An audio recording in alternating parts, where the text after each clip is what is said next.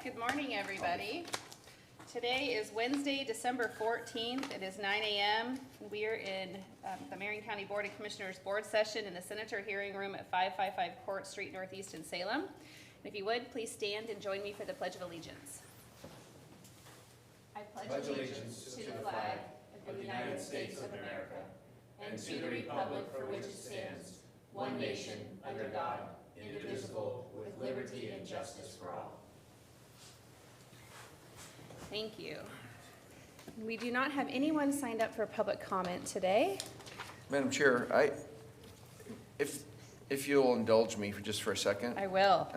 I know that our colleague recently, I think he announced that he signed up for some exercise classes. I did. Right? I didn't know. You know, Public comment is wide-ranging these days. I've been holding these, and I thought this would be appropriate for a Christmas gift for Commissioner Willis. I found these socks a little while ago, and it says running late, it's my cardio. So I think it's appropriate for Christmas that you're signed up for exercise and you won't be running late anymore because your cardio. So this is, I want to present these to you for Christmas. Merry Christmas. We talked about this in the elevator on the way down. I thought it'd be perfect to do it in here. And you're going to be the board chair next year, so you should wear those regularly so that way you are not late. Isn't that cool? I saw those socks, I go, I gotta get those for you. Oh, gosh. That's a little inside joke there, too. Public comment just got a little more exciting. I think we should always have public comment like that. It comes with laughs and joy. We're having some. I know. So we have some feedback out here, if you guys can work on that. It's probably I was yelling too loud or something. Okay. No, it's actually like happening for me. Oh, you're welcome. Appreciate that. I Merry hope you Christmas. Wear them with pride. Be proud of yourself. Only when I'm on time. That's a big deal. You actually beat me here today. Is it because you were next door at the Y working out? I wish. Oh. I've tried to go 2 days and my schedule has not allowed it. So I signed up on Monday and like Monday and Tuesday I was like, oh, this is great. I'm going to do it. And yeah. I'm just proud that you are giving it any effort or thought. I got to work on the scheduling piece. Okay. It's hard, I know. Oh gosh. Well, this is our second to last board session of the year, so I'd just be a little fun all day. Okay, let's move into our first presentation. It's Travel Salem's quarterly report. Kelly and Angie. Good morning.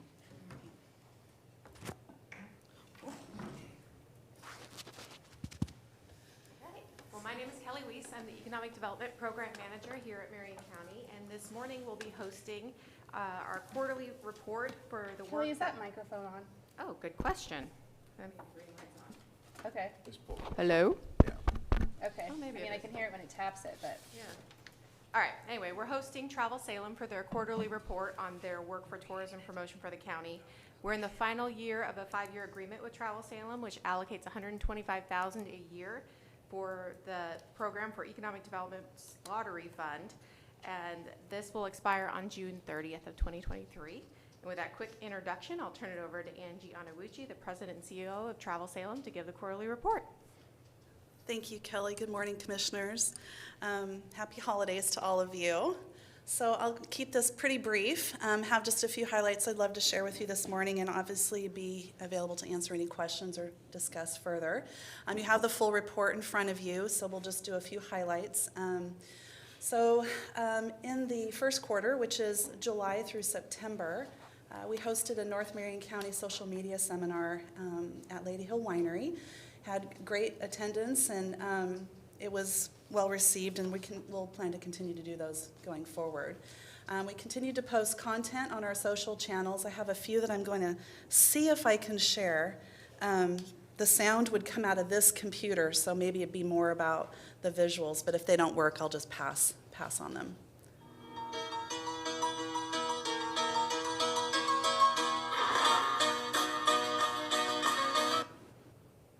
So TikToks are designed to be very short, to get very short attention span, folks. Tell me you live somewhere beautiful without telling me you live somewhere beautiful. I'll go first. Is that deer, you guys? It's baby deer.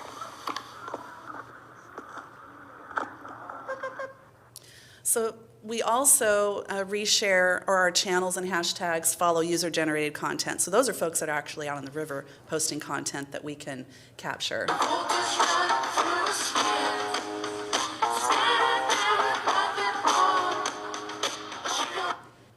So the first two on the left were ones that, the one in the middle we generated, the other two were user-generated content. We held Ironman in July, our second year of our contract with Ironman. We have a 3-year contract with them.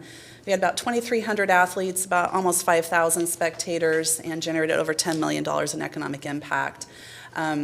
This has become, believe it or not, one of the largest events in the Ironman portfolio globally. So they're very excited about Salem and the Mid-Willamette Valley area.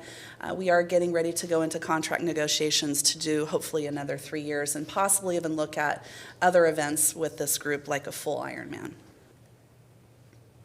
Is there a date, Madam Chair? Yeah. Is there a date for next year already, Angie? For this? Yes. Yes, there is, and I can email that to you, or I can share it with Kelly, and she can get it to you. I don't remember it off the top of my head. I think it'll be either the second or third weekend of July. Unfortunately, It's gonna be kind of like a reoccurring, like the same weekend every year type of a thing in July? they would That's try what to they- do that, yeah. yeah. Last year, or this year, I guess I should say, this July was difficult because we had the World 22 Games down in Eugene happening at the same time, so there was it was kind of a lot going on. We are continuing to work with our Resilient Headwaters group.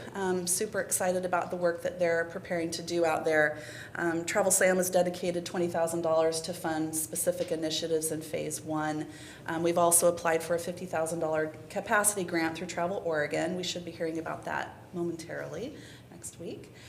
So the next steps, we're waiting for the grant announcement, and then we're going to be doing some listening sessions coming up here in January. So we appreciate the county's support and would encourage some financial support on this initiative as well if possible. And I think that is my entire presentation. So I'd be open to any questions you might have. Commissioners? I think, Madam Chair, Kelly, didn't we do 15,000 for the Resilient Headwaters? Yeah, well, we have a pin in that. We're finishing up the Emergent Economic Opportunity Program structure. Yeah. And then that would be. That's where, Yeah. that's where it is, okay. So I know we We've had a conversation. about that direction of supporting the Resilient Headwaters for their funding so they can go another year, so. Appreciate that Yeah. so much. Yeah, it's really great work. It'll tie into all of the other trail work that the county's investing in, so super excited. Do you have anything, Commissioner? Thank you for your work. Okay. you. Thanks for being here. Merry Christmas. Yes, happy holidays. All right, we will move, thanks, Kelly. We will move on to our consent calendar. Commissioner Cameron, would you read that? Certainly, Madam Chair, I will move the consent calendar first under Board of Commissioners. Approve an order establishing the committee and commission appointments for Marion County elected officials for 2023. Under the tax office, approve an order of property tax refund in the amount of $54,912.88 for Rialto Capital Advisors LLC tax account number 589161. And also under the tax office, approve an order for property tax refund in the amount of $59,488.95 for Rialto Capital Advisors LLC tax account number 589163. I'll second the motion. I have a motion and a second. Is there any discussion? The only thing I wanted to share is that the commissioners and all other elected officials serve on numerous boards throughout Marion County. I think next year I'm on 19 and Commissioner Willis is on 21. And I haven't looked to your list. I'm not on anything, Madam Chair. That's I'm actually not yeah. true. He's taken over transportation, and I'm very happy about that, because I've been doing it for 2 years. So have fun with him, Ryan. But this is listed on our website, on the Board of Commissioners page. And if there's ever a time that the citizens of Marion County want to interact with a board member or any of the elected officials on those organizations that we serve on, I would highly encourage you to reach out. We don't just show up, we show up and vote, and so most of the time we're voting in this space so people know kind of what our opinions and directions are. But, you know, for transportation or homelessness or housing or healthcare, you name it, we cover it.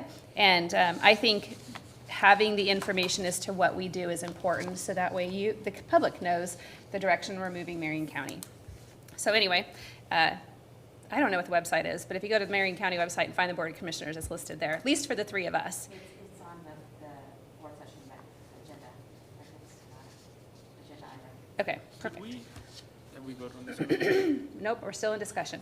Oh, I just noticed, the way this was written is a little bit confusing. So, mine it says William Health Council Board of Directors, and then underneath there's a bullet point that says Finance Committee. I actually am not serving on the Board of Directors, I'm serving on the Finance Committee, so. Right, I'm on the Board of Directors. Yeah, so I we need, know that, right? right, I So you just want to change it to Willamette Health Council Finance Committee, Yeah. yeah. Okay, Yeah. I'm fine So with I that. actually would And- make that amendment. Madam Chair, we can change this anytime during the year. We don't have to come back and reapprove. It's just acknowledging what we're doing, Okay. right? Right. It's not- Okay, but Brenda will work on that with Hitesh. Okay. Perfect, thank you. Is there any more? Scrivener's error. Is there any more discussion? All right, hearing none, all those in favor, please say aye. Aye. Aye. Aye, the motion passes. And we'll move on to our first item under action, under Board of Commissioners. To consider approval of an order adopting revised Marion County Administrative Policy 203 and Procedure 203A, appointments to advisory boards, committees, and commissions and councils. Sherry. Oh, good morning. Good morning. For the record, I'm Sherry Lintner, Volunteer Services Coordinator with Human Resources. And what a perfect follow-up, Commissioner Bethel, to your comments about the way you all serve on a wide variety of advisory boards.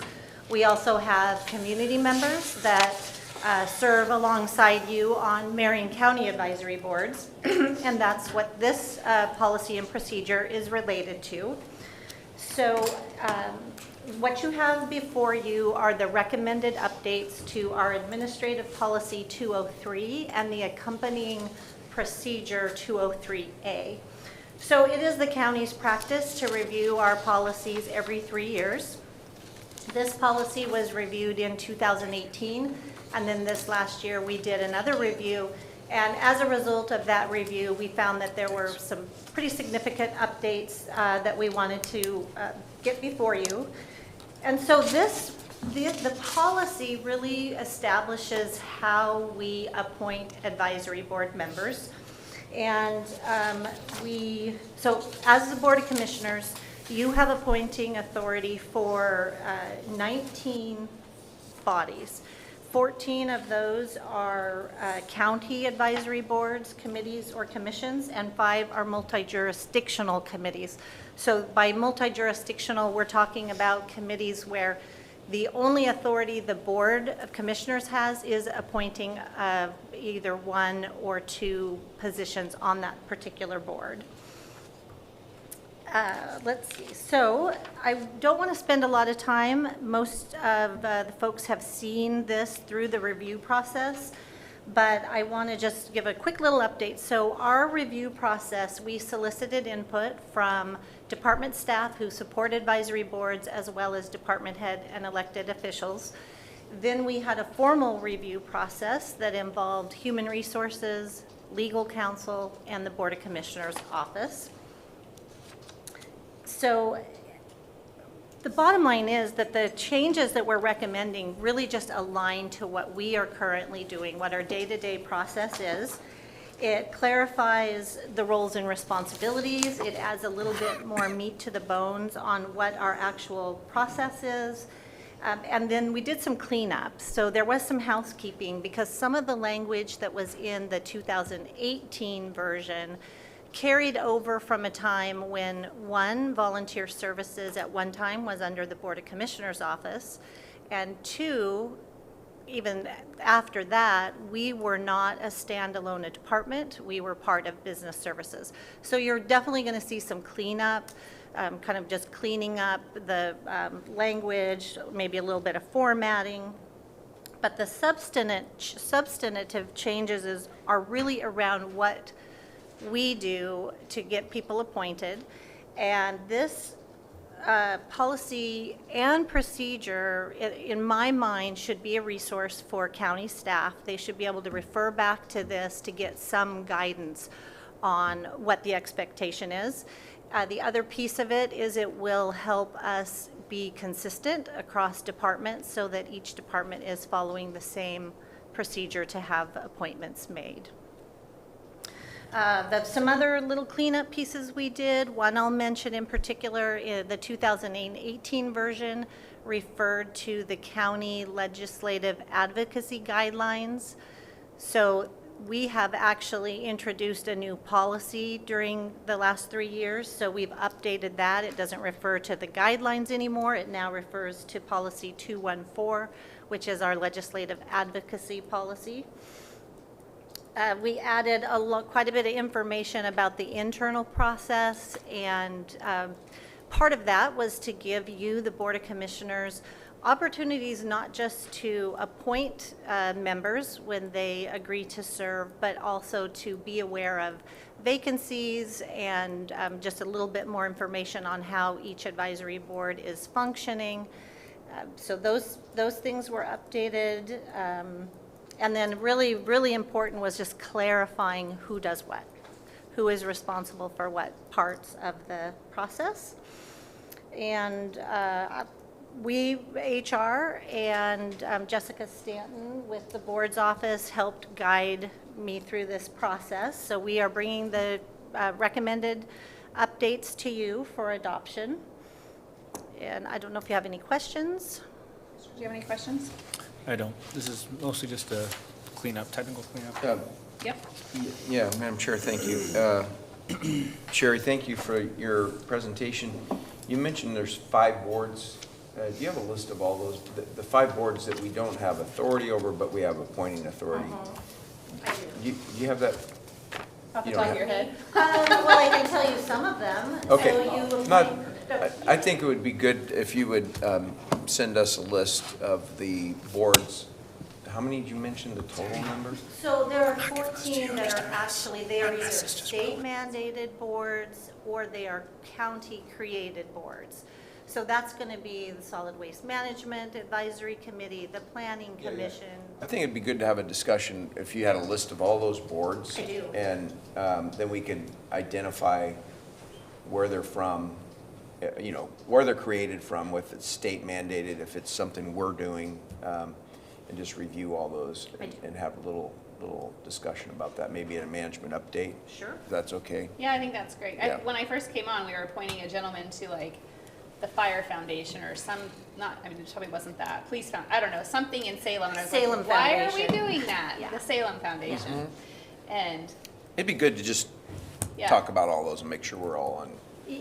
Yeah, absolutely. I've got a list. I will get that to you. We'll talk about management update. And kind of the nice thing about that list is it does cite if there are Oregon revised statutes that guide the work.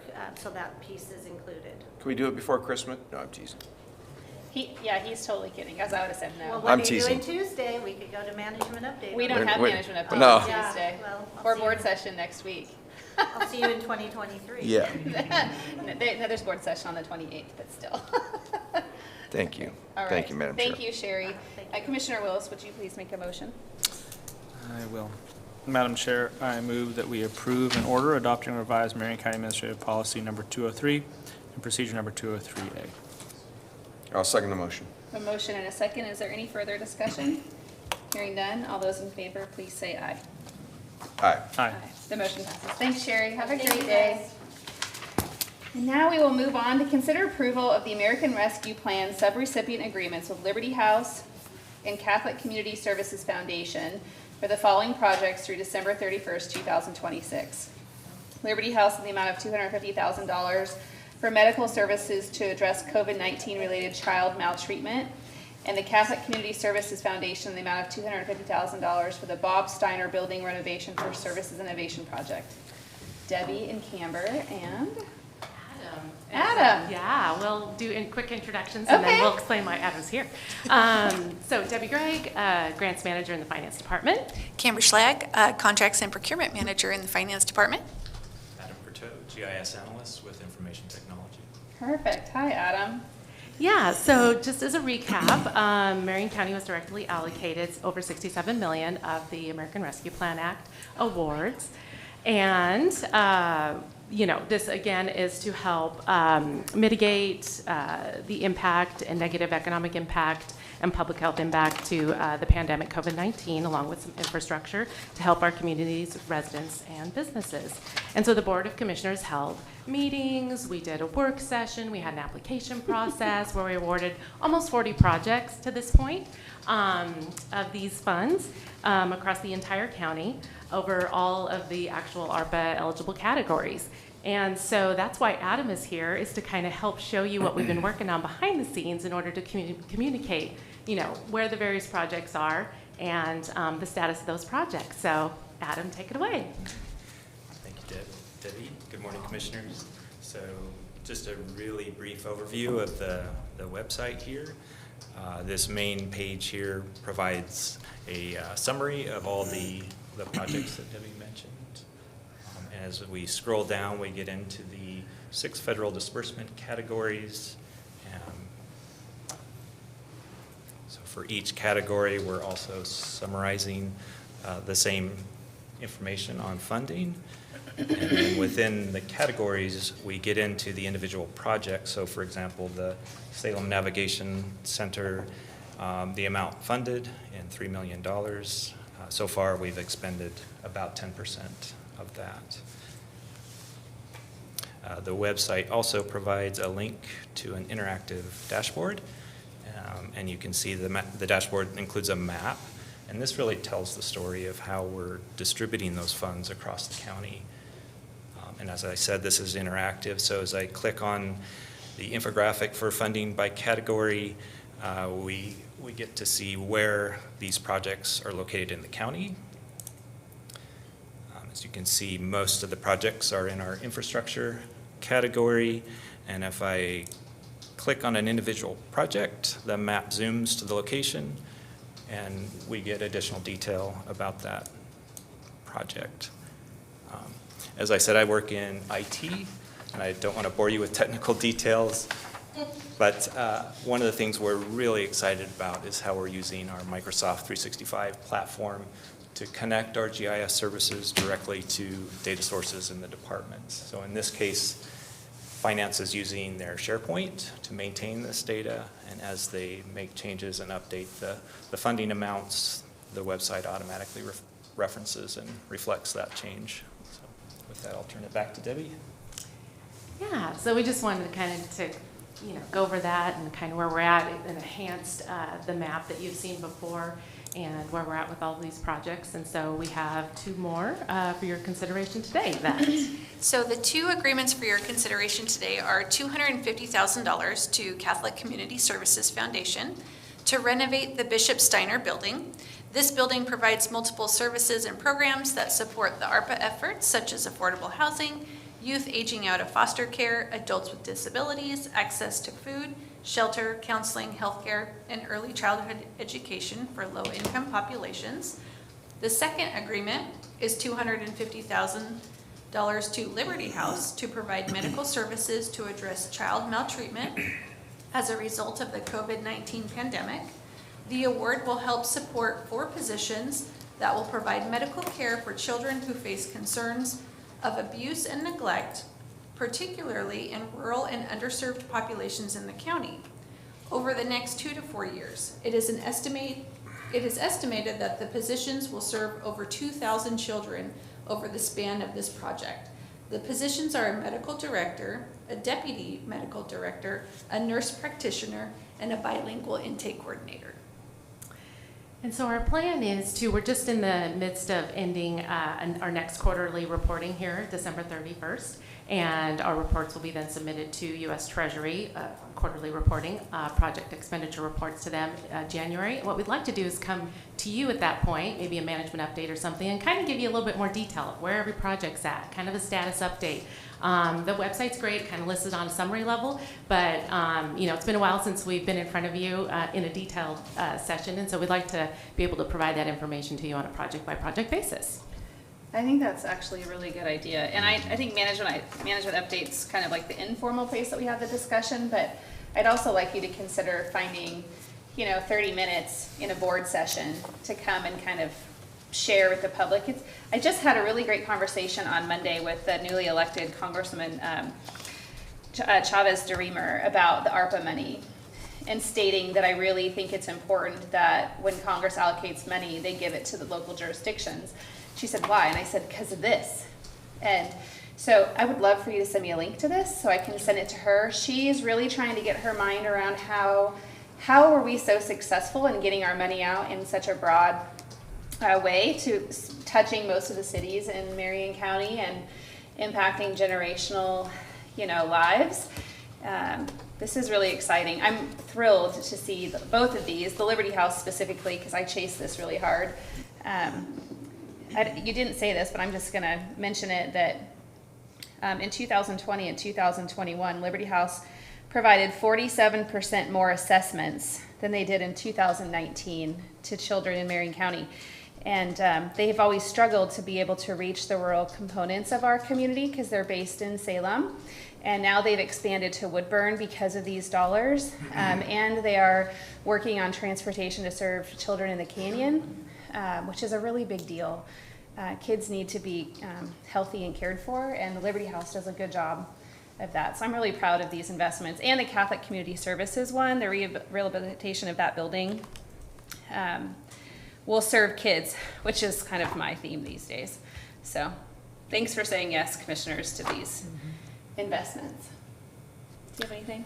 Yeah, well, I just wanted to make a comment because I serve on the Catholic Community Services Foundation Board, but this is not a conflict because it's a volunteer position. So I don't get paid anything for serving on that board.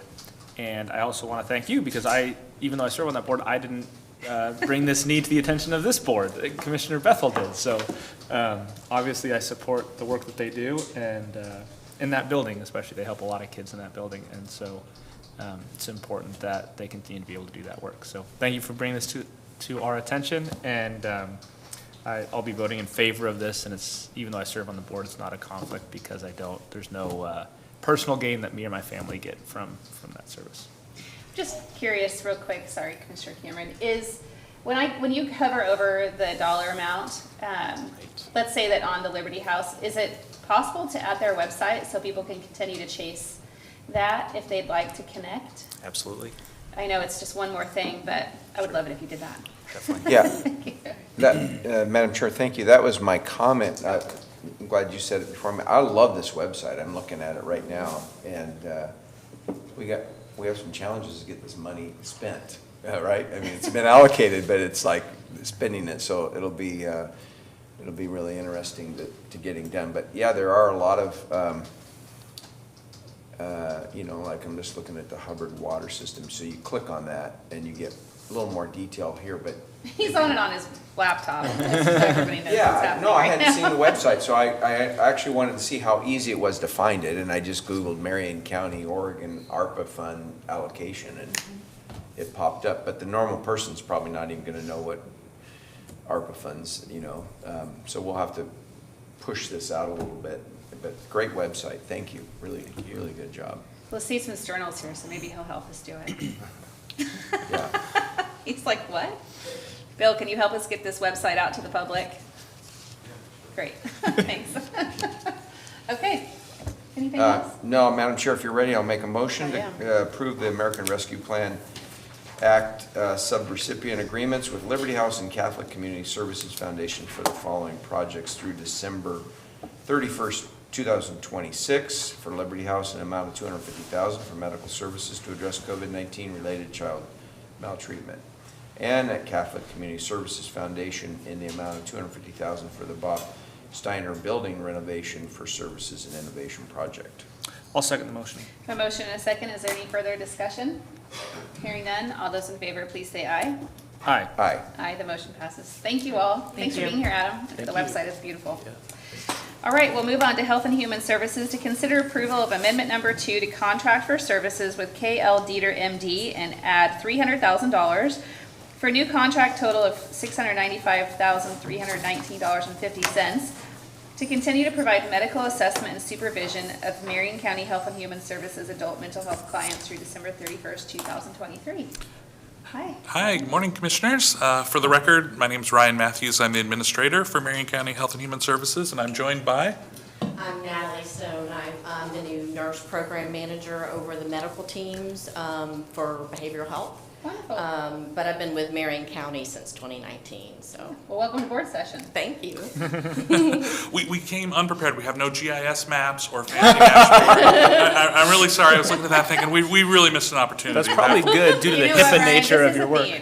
Yeah. The health department. Yes, but that was a very impressive That being website. said, the whole COVID-19 thing really overdid us with data and presentations, so maybe you're just taking a break. That's true, that's true. Well, there's another Ryan in the room that can give lessons.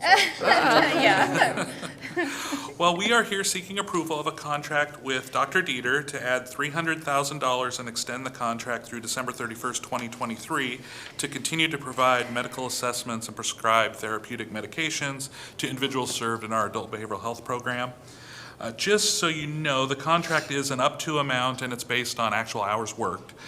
So historically, Dr. Dieter has billed about $20,000 a month. We built in a little bit of a cushion just in case there's there's an added need or willingness to take on additional hours or additional capacity is needed.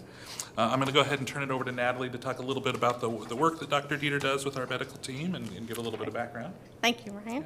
So Dr. Dieter is an independent medical professional. She's an MD who specializes in psychiatry. For our outpatient adult program, she provides medical mental health assessments and also supervises individuals who need medication as part of their treatment plan. She's also works with nurses and therapists and makes sure everyone is aware of the treatment plan. She educates staff, provides consultation to the team. She has worked for Marion County about 12 years. She works great with her peers. We have a really good team over there in adult, and honestly, just being there as a nurse for several years, I haven't heard any negative feedback from any of the individuals that we serve. One of the things that she does that none of our other providers do is that she does provide the Social Security assessments. We work with severe and persistent mentally ill individuals, and a lot of times they're just not capable of maintaining a job. So she does the Social Security assessments, which is really valuable. She's the only one that does that. And we want her to keep working for us. Yeah, so I don't know if you have any questions about the contract? The contract is fine, but I'm not entirely sure what she does. Because she's a medical doctor, not a psychiatrist. She is a psychiatrist. Psychiatrist. It's yeah. Medical doctor, but with expertise in psychiatry. Yeah. Okay. Yeah. And so can you describe what a team looks like? Is it the QMHP, QMHA? Like, what does that look like? Give me an example of a hypothetical client. Sure. Well, I don't know if you want to. A client may come in who, let's just say, has severe schizophrenia. They'll have an intake. They'll see a therapist. The therapist will do like a mental health assessment. What are the needs? They'll come up with a care plan. And is that a QMHP when you say therapist? It's a QMHP, yes. Okay. And then the QMHAs, which are part of the team, assist the QMHPs, and we also have peers who are incredibly valuable. They sometimes go to the clients' homes and helps them with their medication. Sometimes they help them troubleshoot problems within the system. And then the other part of the team is we have 2 psychiatrists, and we have currently about 6 nurse practitioners. Okay. And they all specialize in, so the 2 psychiatrists and then the psychiatric nurse practitioners. And then we have, originally before COVID hit, we had 7 nurses. We're actually down to 2, which includes me at this point, but it's okay. We've worked it out so far, so we're doing all right. And so we're all part of that team. And so as nurses, we'll give injections, we'll do medication troubleshooting with clients who don't have an appointment, but they need to call because they're having issues with their meds. And so the practitioners are prescribing meds. They're seeing clients back to back all day long. Okay. They're consulting with the nurses regarding medication interventions. They're consulting with the therapists regarding maybe there's a special form or an evaluation that needs to be done for this client's needs.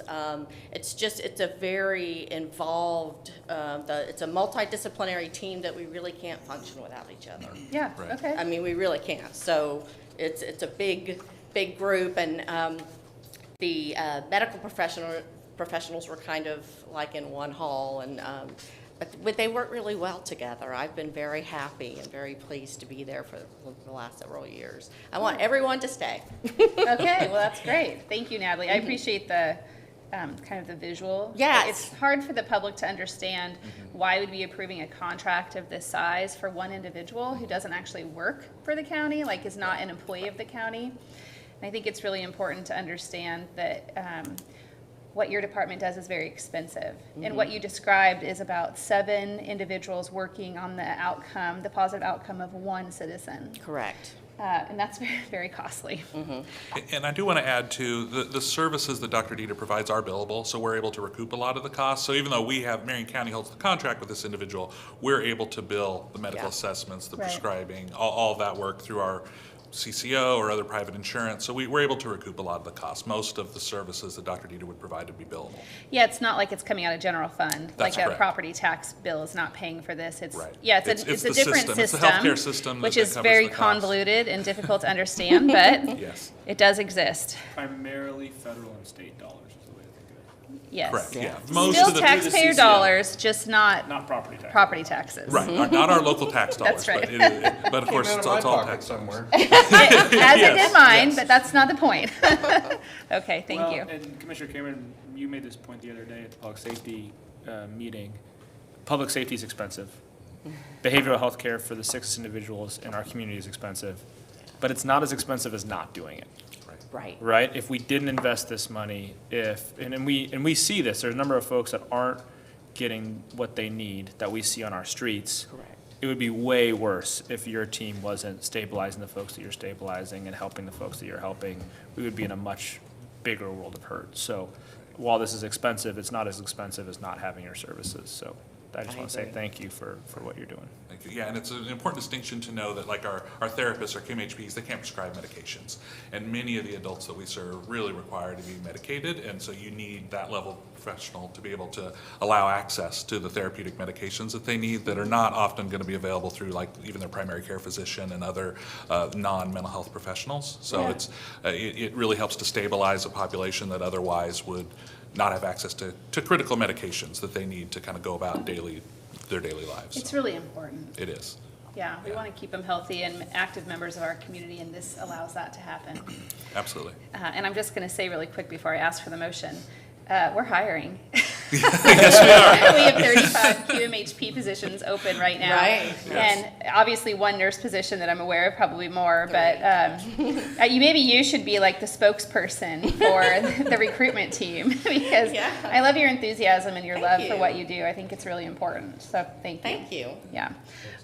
All right, Commissioner Willis. Madam Chair, I move that we approve amendment number 2 to the contract for services with K. Dieter, MD, to add $300,000 for a new contract total of $695,319.50 to continue to provide medical assessment and supervision of Marion County Health and Human Services adult mental health clients through December 31st, 2023.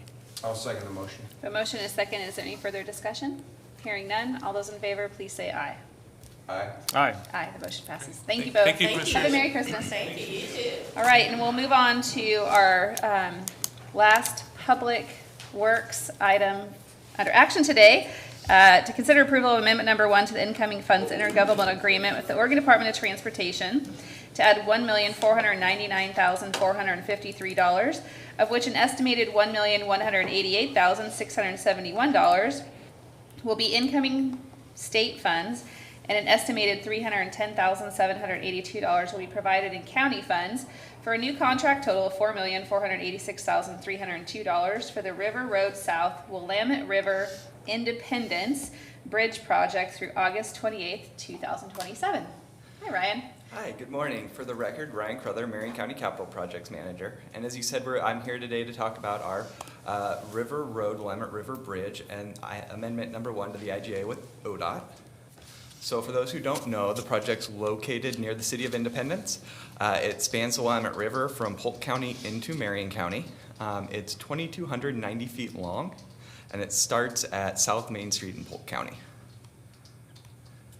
So the scope of the project is to construct scour repairs at 5 separate piers on this bridge. It's a large bridge, so that's not every pier on the bridge, but it's the piers that we've determined to be scour critical. And for those who don't know, scour is essentially when the soil under your footing of your bridge is eroding. So it can have structural impacts. We do inspections on our bridges and analyze them, or I should say ODOT helps us do that, and we find these before they become issues so that we can do projects like this and take care of them before it's a much larger issue. And so along with that, we have to do a lot of temporary work, temporary traffic control to get the construction traffic off the main roadways, erosion control to make sure we're protecting the river, work bridges to actually get out to those footings, and then cofferdams, which are how we dewater and get down to the footing when it's underwater. And then finally, we'll restore any disturbed area. Because we're down near the river, we're going to put it back like it was before we got there. So Amendment 1 actually doesn't change the scope of the project. We bid this project and got multiple construction contractors bidding. Between the time when we originally applied for the grant and when we bid the project, construction prices have increased. So we awarded to our construction contractor, but the cost was more than we had anticipated. So we went back to our funding source, which is the local bridge program, and asked for additional funding to make it through construction, and they did award us additional state funding. So that's what this amendment does, is add that money to our IGA. So originally, the total project estimate, and this includes design, right-of-way acquisition, construction oversight, not just the actual construction contract, was $2,986,849. This amendment adds $1,188,671 in state funds and $310,782 in county funding. That brings the new total project estimate to $4,486,302. So with that, I'd ask if you have any questions. So basically what you just said is that this project, from the time we approved it originally earlier this year, went up $1.5 million? From the time we originally applied for the grant, which I couldn't tell you exactly when that was, but I know I believe it was around 5 years ago. Oh, okay. Thank So God. we I was gonna be account like, for holy some crap. inflation, but not as much as we said. Yeah, well, not a year. Like, Yeah. I was really gonna be upset. Like, so concerned. We don't have enough money to keep up with that. Do you have any questions, Commissioner? It's an expensive bridge, but I don't want it falling down. No, it's super important. Otherwise, those farms will be landlocked over there. We need this bridge. So do they. All right. Ready? Yes.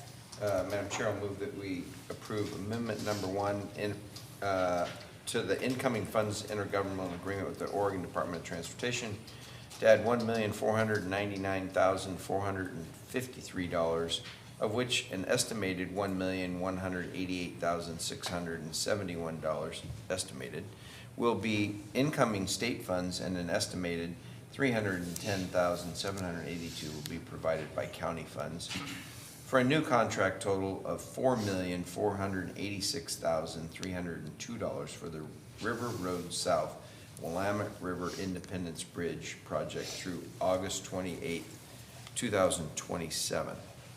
I'll second the motion. A motion and a second. Is there any further discussion? Hearing none. All those in favor, please say aye. Aye.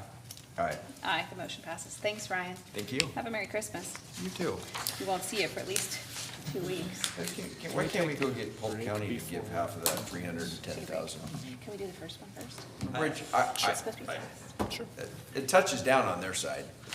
It does. I'm pretty sure you know those commissioners. You can make that happen. Yeah, you're right. Okay, I'm going to pause our regular board session and enter into public hearings. We're going to do the first one first and then pause for the second one. Let's just take a Just break. kidding. We're going to take a break. We'll be back in 5 minutes. He already asked to take a break and you're just doing whatever. So.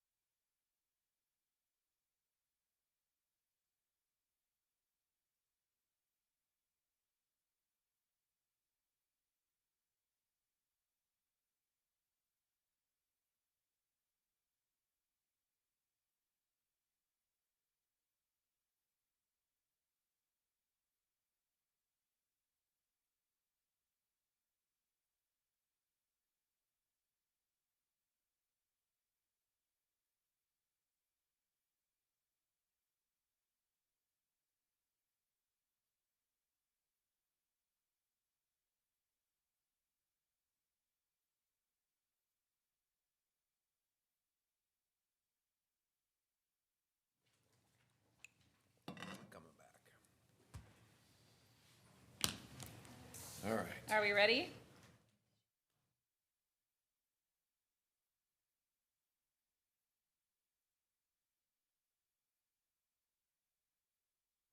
Thank you. All right, thank you for accommodating our break. We are now going to enter into our first public hearing of the day to consider zone change comprehensive plan case number 22-002. Jason Fusner? Did I come anywhere near that? Correct. Oh my gosh, yay. All right, okay, Austin. Good morning, Commissioners. Good morning. For the record, this is Austin Barnes. The item before you today is an application to change the comprehensive plan designation from rural residential to rural residential with an exception to Goal 14, and change the zone from acreage residential with a 10-acre minimum to acreage residential with a 2-acre minimum on a 5.07 acre parcel located at 16207 Abacoa Road Northeast, just northeast of Silverton. The property is located on the north side of Abacoa Road in the 16,100 block. The property contains a dwelling and 3 accessory structures. The property and parcel immediately to the west were subject to a previous land use action when the comprehensive plan was changed from primary agriculture to rural residential and the zoning from exclusive farm use to acreage residential with a 10-acre minimum.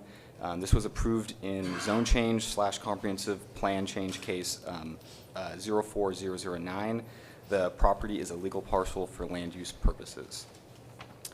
Surrounding properties to the north and south are zoned exclusive farm use. Properties to the east and west are zoned acreage residential with a 2-acre minimum. All surrounding parcels are developed with home sites, and the only adjacent property that is in farm use is to the north. That property is approximately 60 acres of land that is zoned exclusive farm use. Roughly half of it is in farm use, and the other half is forested and occupied with a single-family home and associated residential uses and structures. None of the other adjacent properties are in active farm use currently. The Planning Division requested comments from various governmental agencies. Those that provided comments were the Marion County Building Inspection, and the comments are located in the staff memo and the file for reference. There are no streams, wildlife habitat areas, geological hazards, or flood zones identified on the property, and this proposal should not affect air quality or natural resources in the area. Staff does recommend approval for this zone change as the applicant has addressed the applicable criteria in the Marion County Code as well as applicable state land use goal 14. The applicant is arguing that the parcel qualifies as an irrevocably committed exception to goal 14. According to DLCD's rules, parcels smaller than 2 acres are determined to be urban, and parcels between 2 and 10 acres could be either based on surrounding development. Since the average parcel size of the adjacent lands is greater than 2 acres, it appears it could be classified as either based on the surrounding development. And the average parcel size in the study area is 5.3 acres, and the median is 2.38 acres. When parcels over 10 acres were removed from the study area, the average size drops to 2.7 acres, and the median becomes 2 acres.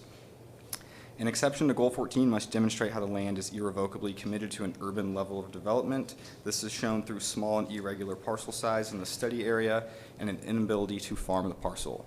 The applicant makes findings that through the existing pattern of development, it is impractical to farm, and the farming of the parcel would have more severe impacts on neighbors than allowing for a second single-family dwelling to be built. These impacts are included but not limited to dust, pesticides, gas fumes, and noise, all that would be in close proximity to the neighbors. This also includes the need to drive farm equipment on residential roads to be able to access the site, which would pose traffic safety issues, among others, to the subject property. And the applicant also states that there are no urban services in this area. There would be no need for urban services such as water or storm or sanitation, as the utilities would be rural in nature, provided by a well and septic system. So these findings show that the study area is rural in nature and does not need urban services such as sewer and water, but the level of development based on parcel size and density trends appear to be urban.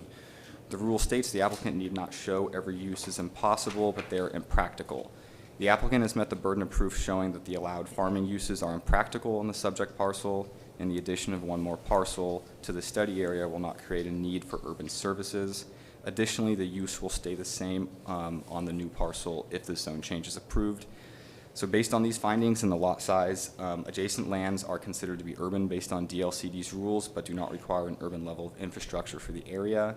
The property complies with the exception process for Goal 14, urbanization, to demonstrate that the subject property is irrevocably committed to a level of development and parcel sizing that would allow for rezoning to acreage residential 2, and I will stand for any questions that you have. Thank you. Commissioner Cameron, do you have any questions? It's pretty straightforward. I think so. Commissioner Willis? Yeah, I just want to be educated a little bit because I agree, this seems pretty straightforward to me.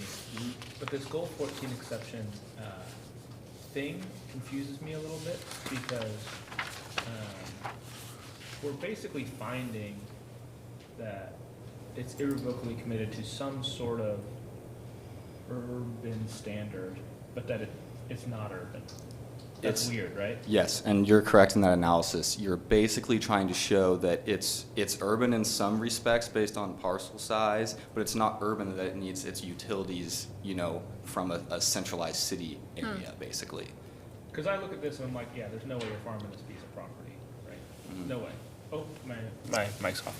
I look at this and say there's no way you're farming this piece of property, but it is weird that in order to, the applicant basically has to show that it is irrevocably committed to some standard of urbanization in order to build a second house there, even though, like, it's not in the city. Yeah. That's weird. Yeah, it definitely, when writing this one, my mind, it's a contradiction a little bit, but it's basically saying, yes, how urban can we get without having to, you know, have centralized water here? But yeah, your analysis is correct. It's a bit wonky, the way it's written. But that's right. That's the right analysis. Correct. 100% correct. Great. Do you feel good about that? Yeah. I mean, that's just the way the law is. Go ahead. Yeah, well, Madam Chair, and I did read that it's in a sensitive groundwater area, so they're gonna have to go through all those hoops to drill a well or combine with another well or whatever they're doing. Yeah, there'd be still the SGO requirements. Got some work to do. That's just my. Well, we do have 2 individuals signed up for public testimony. So if you're okay with that, I'd like to bring up the applicant for the attorney, Mr., is it Lean or Lou? Lean, okay, it's an N, looks like a W. My printed gets worse the older. That's okay. Good morning. For the record, please introduce yourself and speak into the microphone today. They seem to not be very loud in here. Good morning. My name is Wally Lean, land use lawyer. I practice law at 1004 Crescent Drive Northwest in Salem, 97304. This has been, I think, a 15-year project. The parcel originally was 10 acres, EFU zone, so I think I don't remember the dates, but 15 years ago or so, an exception was taken to the farm goals to make it rural residential, which then would allow it to be partitioned into 2 5s. And then the neighbor, the Alagaz folks, they were anxious to get moving. So a couple of years after that, we went with the Alagaz folks and got their 5-acre parcel changed over to AR2 and allowed them to partition, and they're in the process of doing their second house there.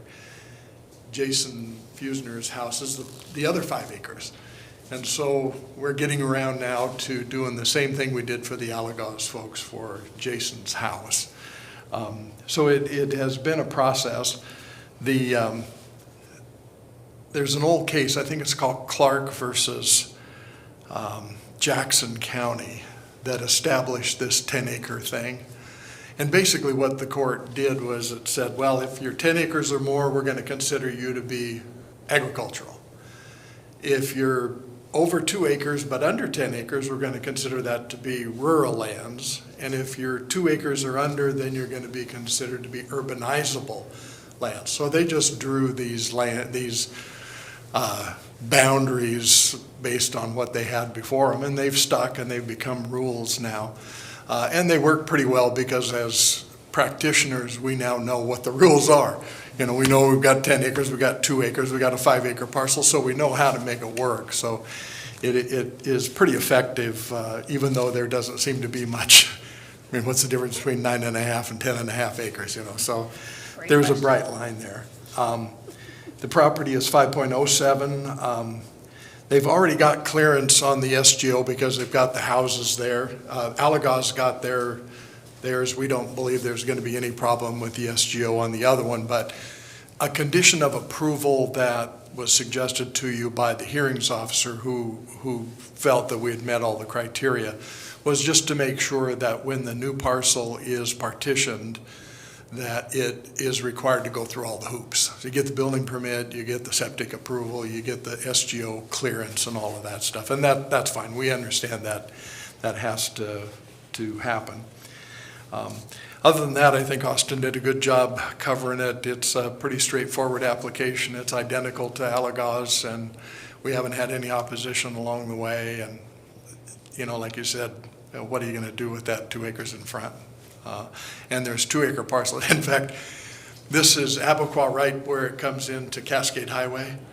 And if you're familiar with that area, there's a strip of 1 acre parcels across the street, all of which have houses on them, and they're all zoned DFU.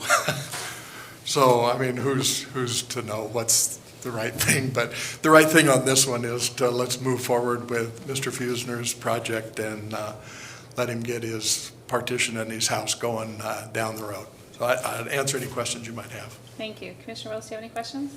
Commissioner Thank Cameron? you. No. Great, I don't either. Thanks for being here today. Yep. Mr. Fusner, I see that you signed up. Did you want to provide testimony? Okay, thank you. Then I would take a motion. Madam Chair, I move that we close the public hearing and approve the request.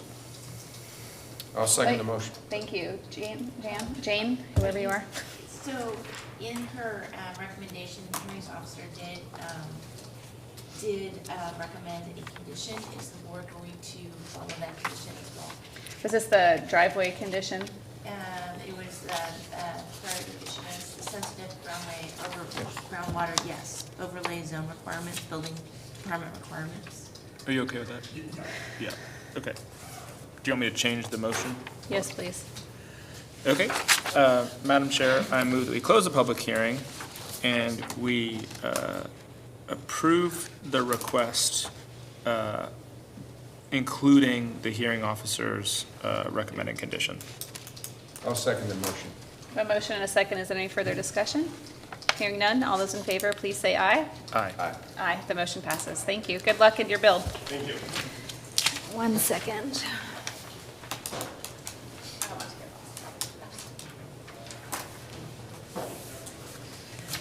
Okay, now we're going to move on to our last public hearing of the day, which is a continuation from the December 7th, 2022 board session to consider the hearings officer's recommendation for conditional use case number 20-044, Jeff and Heidi Jones, Seasons at Red Oak Farm.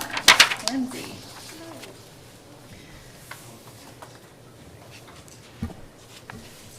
And Cody. And Brandon. You get the whole gang today. That's fine by me. I'm happy to be done with this today, so let's get it all done. Good morning, Commissioners. For the record, Lindsay King, Marion County Planning. The item before you today is to consider the remand of a conditional use to operate a commercial use in conjunction with farm use on a 74.5 acre parcel in the exclusive farm use zone located at 21465 Arbor Grove Road, St. Paul. The board heard the case regarding the hearings officer recommendation on the remand on Wednesday, December 7th of this year, and continued the hearing until today. The board asked the applicant to provide evidence and argument that the proposed use is primarily a customer or supplier of farm use. Brandon Reich does have some items he would like to present in addition to my. Thank you. Brandon. Brandon Reich, Planning Director, Marion County. Good morning. Good morning. So at the hearing last week, the board asked staff whether they thought there was adequate evidence to support the supplier, customer, farm use criteria for this. So I've developed a matrix, part of it's handwritten. I discovered I made an error, and what really I see, staff sees that there is hearing 4 different types of arguments, and these are ors. The applicant can make, in these 4 here in the middle, the applicant can make 1 or all 4 arguments regarding this case. And so what staff will be listening for today is evidence and arguments that either elucidate, clear these up, or that pertain to these. So the season at Red Oaks Farm, they're in a business to do something. And they're either a supplier of what to whom, or they could be a customer of what farming product. So staff's been listening, either season at Red Oak Farm, either they're providing, their business is providing future farmers, and so they are a supplier of students interested in farming to the farming community. Or if they're producing farmers, they're a customer of a local farming community that needs to have farmers. Season at Red Oaks could also be in the business of providing education in farming. If they're providing education in farming, then they're providing a supplier of education to students. That's their business, and that's their relation to farming. Or providing the education, they're a customer of the farming that's taking place on the property, because that's the means by which they provide the education. So staff's hearing arguments in kind of all of these areas, and we are really listening for evidence that drills down to say, and maybe it's a combination, and it's an or, it could be all four that this operation is doing, but to really drill down and provide some clarity on that. The other aspect I wanted to bring up is in the statutes, when there's a first evidentiary hearing, the applicant can request an additional 7 days to provide additional testimony. And the applicant also has the right to ask for a 7-day rebuttal after the record's closed to all opposing testimony. This is a different type of hearing. This is not the first evidentiary hearing. This is a hearing on remand from LUBA. Land Use Board of Appeals has tasked the county, because we were the party there at LUBA, with specific action to make a decision on this case, make a different decision or the same decision, but to reconsider this case. The task is to the county, not to the applicants or the opponents. This is not a first evidentiary hearing. The board needs to get out of this process what it needs to in order to make a decision. The board could have taken the remand from LUBA and not had a hearing, just met in this public setting and made a decision on the record without any additional evidence or testimony. The board could have opened it for additional evidence without a hearing. The board could have had a hearing just on a particular aspect of the LUBA remand. So this is not like an evidentiary hearing where it's de novo and broad and wide open like we normally have. It's a remand hearing with specific action the county must take because LUBA has directed us. So that's one of the differences here. So the board does have some options. We have a limited time frame. Cody, Lindsay, and I are keeping our eyes and ears open for what the board's discussing today to see what kind of options would apply at the end of the hearing. Board staff still does recommend the board make a decision today, if at all possible. Thanks, Brandon. Thank you. I will add that the applicant and another comment in support came in yesterday prior to the 5 o'clock deadline. You all have printed copies of it, as well as the email that was provided by the applicant. Thank you. Commissioners, do you have any questions for staff before we go to the sign-up list? No. No, okay. All right. I'm gonna go again in reverse order like I did last week because it just made more sense to me. So I'm gonna call up opposition first, Andrew Mulkey.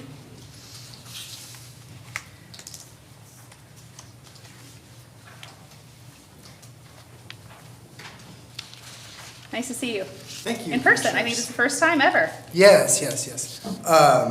My name is Andrew Mulkey. I am staff attorney for 1000 Friends of Oregon and also representing Friends of Marion County in this case. First of all, I would like the Board of Commissioners to consider my objection letter that I filed. I believe it was on the 9th, December 9th, and also the attached letter that contains, I guess, what I would call a remedy letter, which addresses the procedural errors identified in the objection and also responds to the inadequate notice that myself and my client received about the first hearing on this matter before the Board of Commissioners. And just to paraphrase, it would be that, myself and my client have a right to adequately prepare for a hearing. And that means having notice of the hearing with enough time to, provide a written submission if we wanted to do so.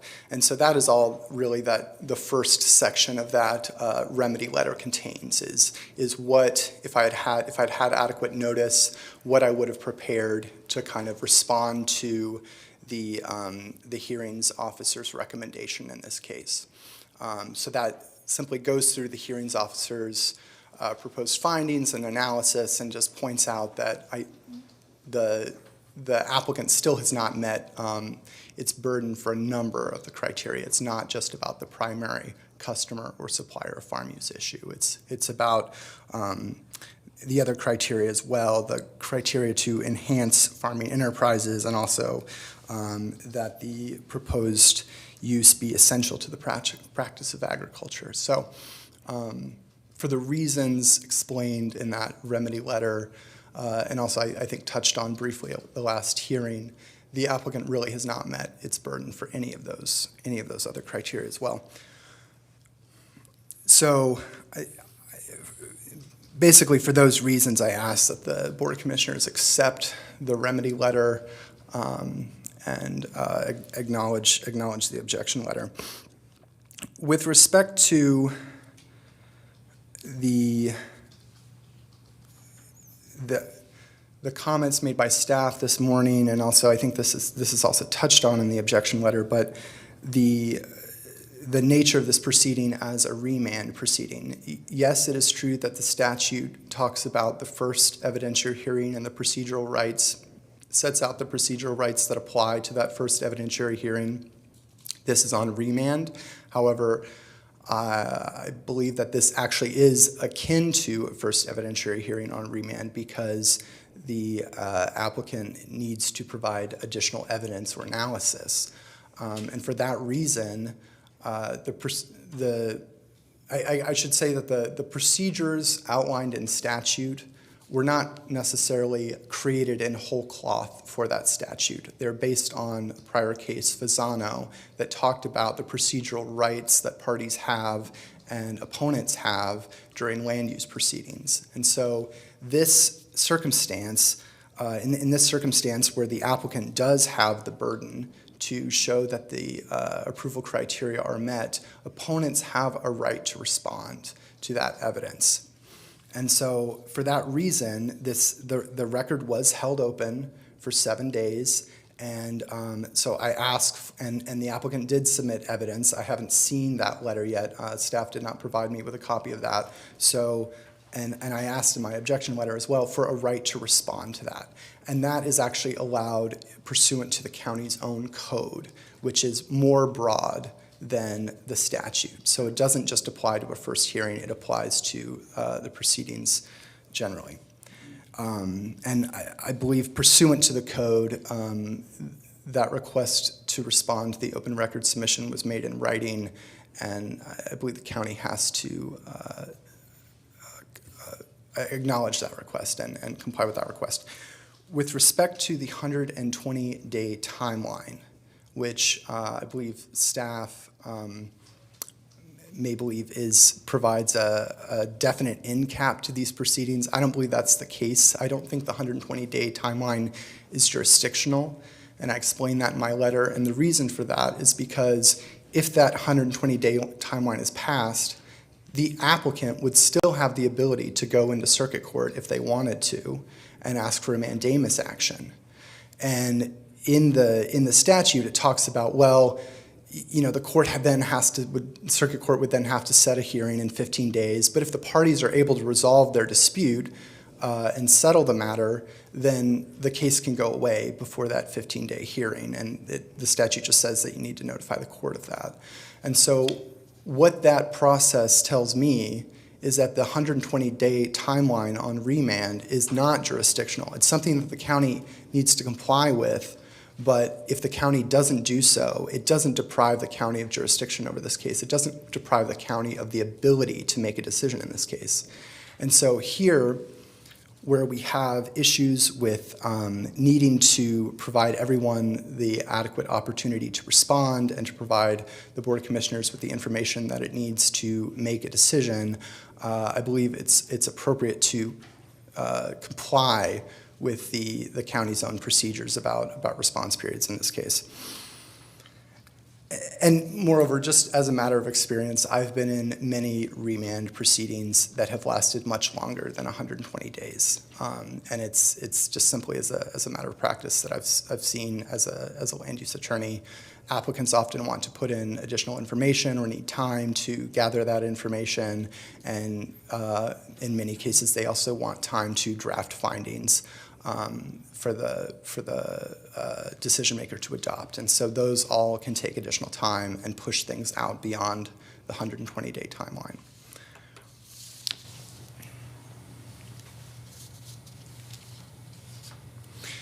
And again, I would just say I understand that the commissioners, that you would like opponents to go first. I would just say I believe, again, the right to response is important. And so in this case, the applicant has the burden of showing meeting these approval criteria. And so I believe that opponents do have a right to respond to the presentation here today. Of course, the applicant can always have the final word. Typically, how I see decision makers handle this is the applicant comes up first, provides presentation of what they believe needs to be presented on the merits of the case. They ask for anyone in support or then anyone in opposition. Folks in opposition go, and then finally the applicant comes up for a final summation or rebuttal to what was said. I believe that type of procedure in that order gives everyone the opportunity to adequately respond to what is presented at the hearing. So again, I would ask that you actually let me leave. We come up and hear the applicant, then allow me to come back and also my client to respond to what the applicant says today. To that, then maybe I will. Okay, that's Thank fine. Yeah, so I will leave the remainder of my testimony on the merits to that. Okay, thank you. Roger Kay? Oh, I guess what I'm saying is if it's... I understood. Oh, okay, so you're denying my request then? I haven't made a decision. Okay, all right. Thank you. Well, then... I mean, I feel like this is my hearing and you're finished now, so I understood, we got your letter, I understood the 3 times that you asked for us to be able to allow you to respond to them, and mostly this is a conversation between staff and the board at this point. Well, I would just ask then, if it's uncertain about whether or not I can come back up, I would like to address the merits then really quick of what the county presented before me. Yeah. Can you hold, please? So I just want to ask a quick clarifying question. You mentioned that you didn't get this packet. We did receive an email from the applicant's attorney last night that he emailed it to you. I might have, I was sorry, I was looking for that this morning, so I wasn't able to find that, but if I was mistaken about that, then I was mistaken about that. I just wanted to clarify. Yeah. All right, thank you. But I will still say that was submitted during an open record period that the county held open. I still believe I have the right to respond to that pursuant to the county's code in writing. So that still stands, and I'm still asking for that. With respect to what staff presented today about this matrix that they provided, I think based on staff presentation, it sounds like they are still uncertain about what actually this business is and what it is actually providing. And I just want to point out that if the business is in the business of providing educational opportunities and can be compared to a school, I think there are statutory conflicts that arise if that's how the applicant chooses to describe or pursue this application on remand, because in ORS 215-283, there's a discrete set of uses or exceptions that are allowed, non-farm uses that are allowed on farmland. The ability to cite a school on farmland is extremely limited. It's limited to a school, and there's case law that talks about how other educational facilities that are like schools are not permitted by that. And so I think there would be a statutory conflict of allowing the commercial activity in conjunction with farm use to kind of subvert those other statutory requirements. So I'll leave it at that. And then if Mr. if Roger would like to come up and that's fine.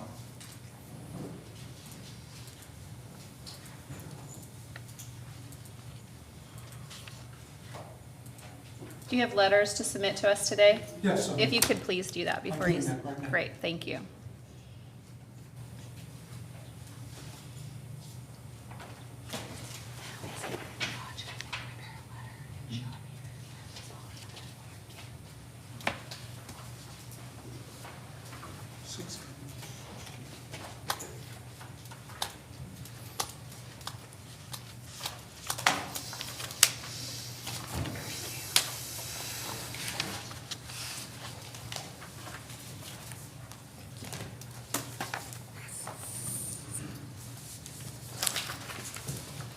Good morning, Commissioners. For the record, my name is Roger Kay, current president of Friends of Marion County.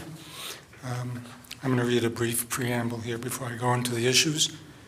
Friends of Marion County was founded in 1998 by volunteers from all regions within Marion County.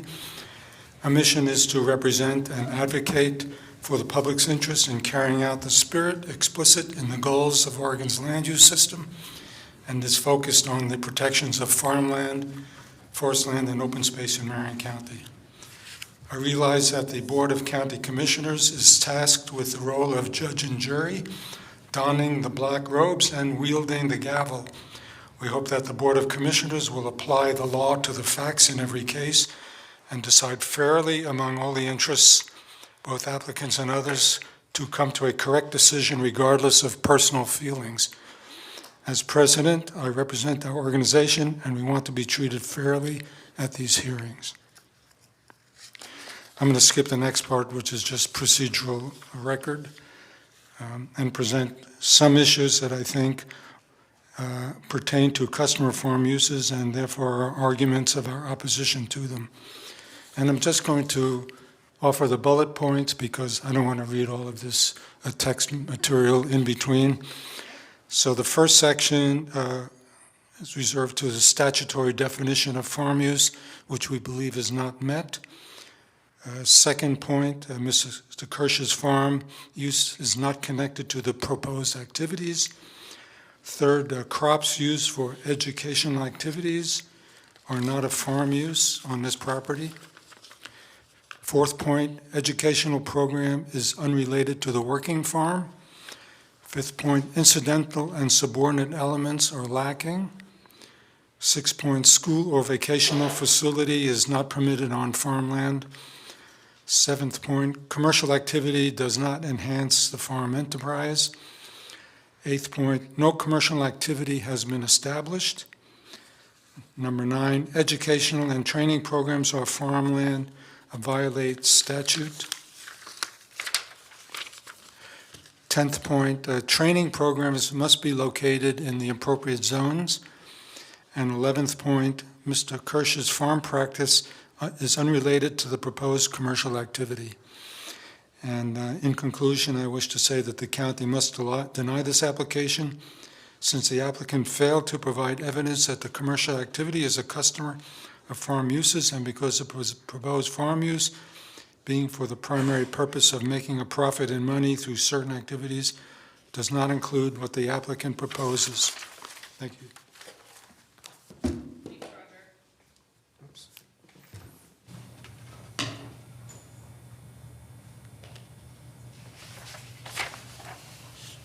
Okay, let's go to Nicole. Is it Sharp?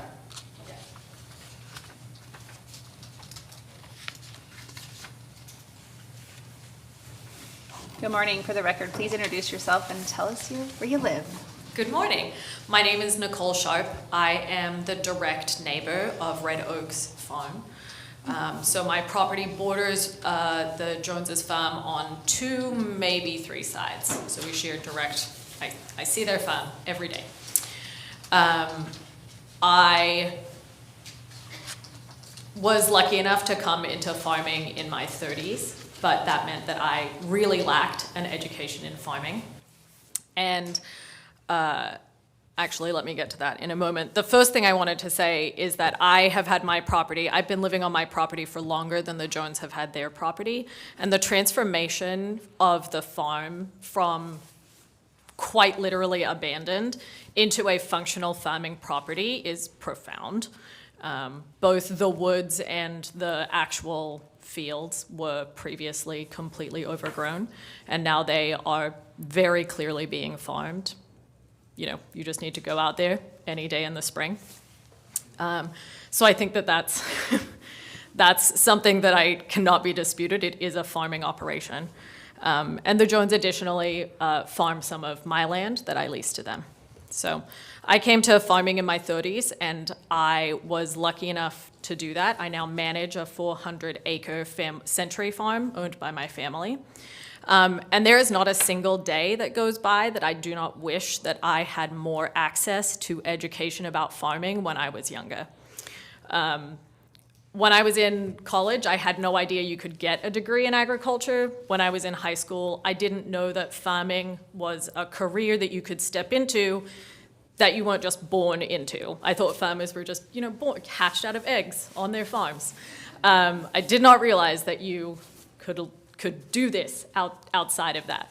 And I think for me, one of the most, when I think back about it, I realize I wouldn't even have known where to start asking questions. I didn't know, I didn't know any farmers. And a huge and tangible benefit that this educational program is going to provide is it is going to give students access to a farmer who they can ask those questions to. You know, 5 or 10 years down the line, when they think, maybe I do want to get into farming, they know someone they can get an answer from, or parents, or young adults, right? It is far superior than trying to Google how to become a farmer. And I think, you know, many farmers would welcome those questions, but it's kind of an isolated lifestyle, and we don't necessarily get the opportunity to educate a lot of future farmers. The last thing I wanted to tell you is that, so I went to university at UC Davis, and I was there for a long time. It's a big ag school, a lot of ag land around it. And I babysat when I was at Davis, and one day I was driving home two middle school students, and one of them looked out the window at an almond orchard that we were driving past, and he turned to me and said, "What's up with all these organized trees?" So he managed to get to the age of 14 in Davis without ever really understanding what an orchard was. And I think that that really highlights the lack of understanding about agriculture that our students have. And I mean, that was in an ag town, and I can only imagine how much worse it would be for students who do not have access to education about agriculture. I firmly believe that educating students about ag is a really important supply of people for farming, whether it is workers, whether it is supporters of land use, continued land use in agriculture, or whether it is people who otherwise support agriculture by purchasing farm products, by becoming diesel mechanics, becoming innovators in the agricultural space. But without connecting to nature and seeing the difficulty and intensity and beauty of farming, I don't think we can expect those students to suddenly appear, right? They're not going to hatch out of those eggs. So, yes. I wish I was one of those eggs too. Yeah. Yeah. Okay. Thank you for being here, and congratulations on your farm. Thank you. And I love developing my it into farm. 400 acres. What do you farm? Hazelnuts, and we lease Of course land. you do. Yeah, of course, right? Yeah. We also lease land to the Joneses and another local farmer who grows grass seed. Okay. Thank you for being here. Thank you. Have a good day. All right, Mr. Gilardi.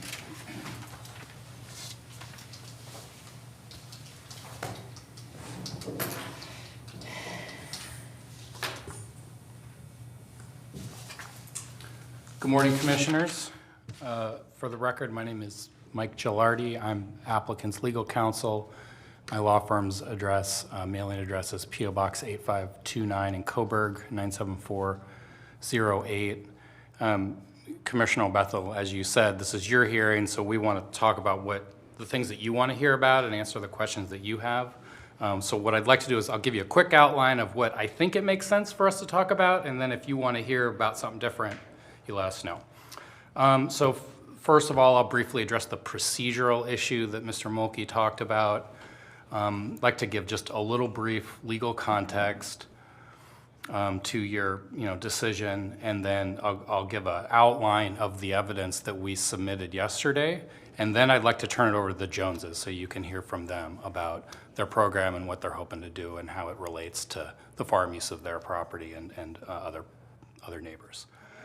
So first of all, on the procedure, my understanding is that you all voted last week to close the record except for this customer supplier issue. Now, what happened after that was, Mr. Mulkey submitted a letter 2 days afterwards to try to argue about other issues.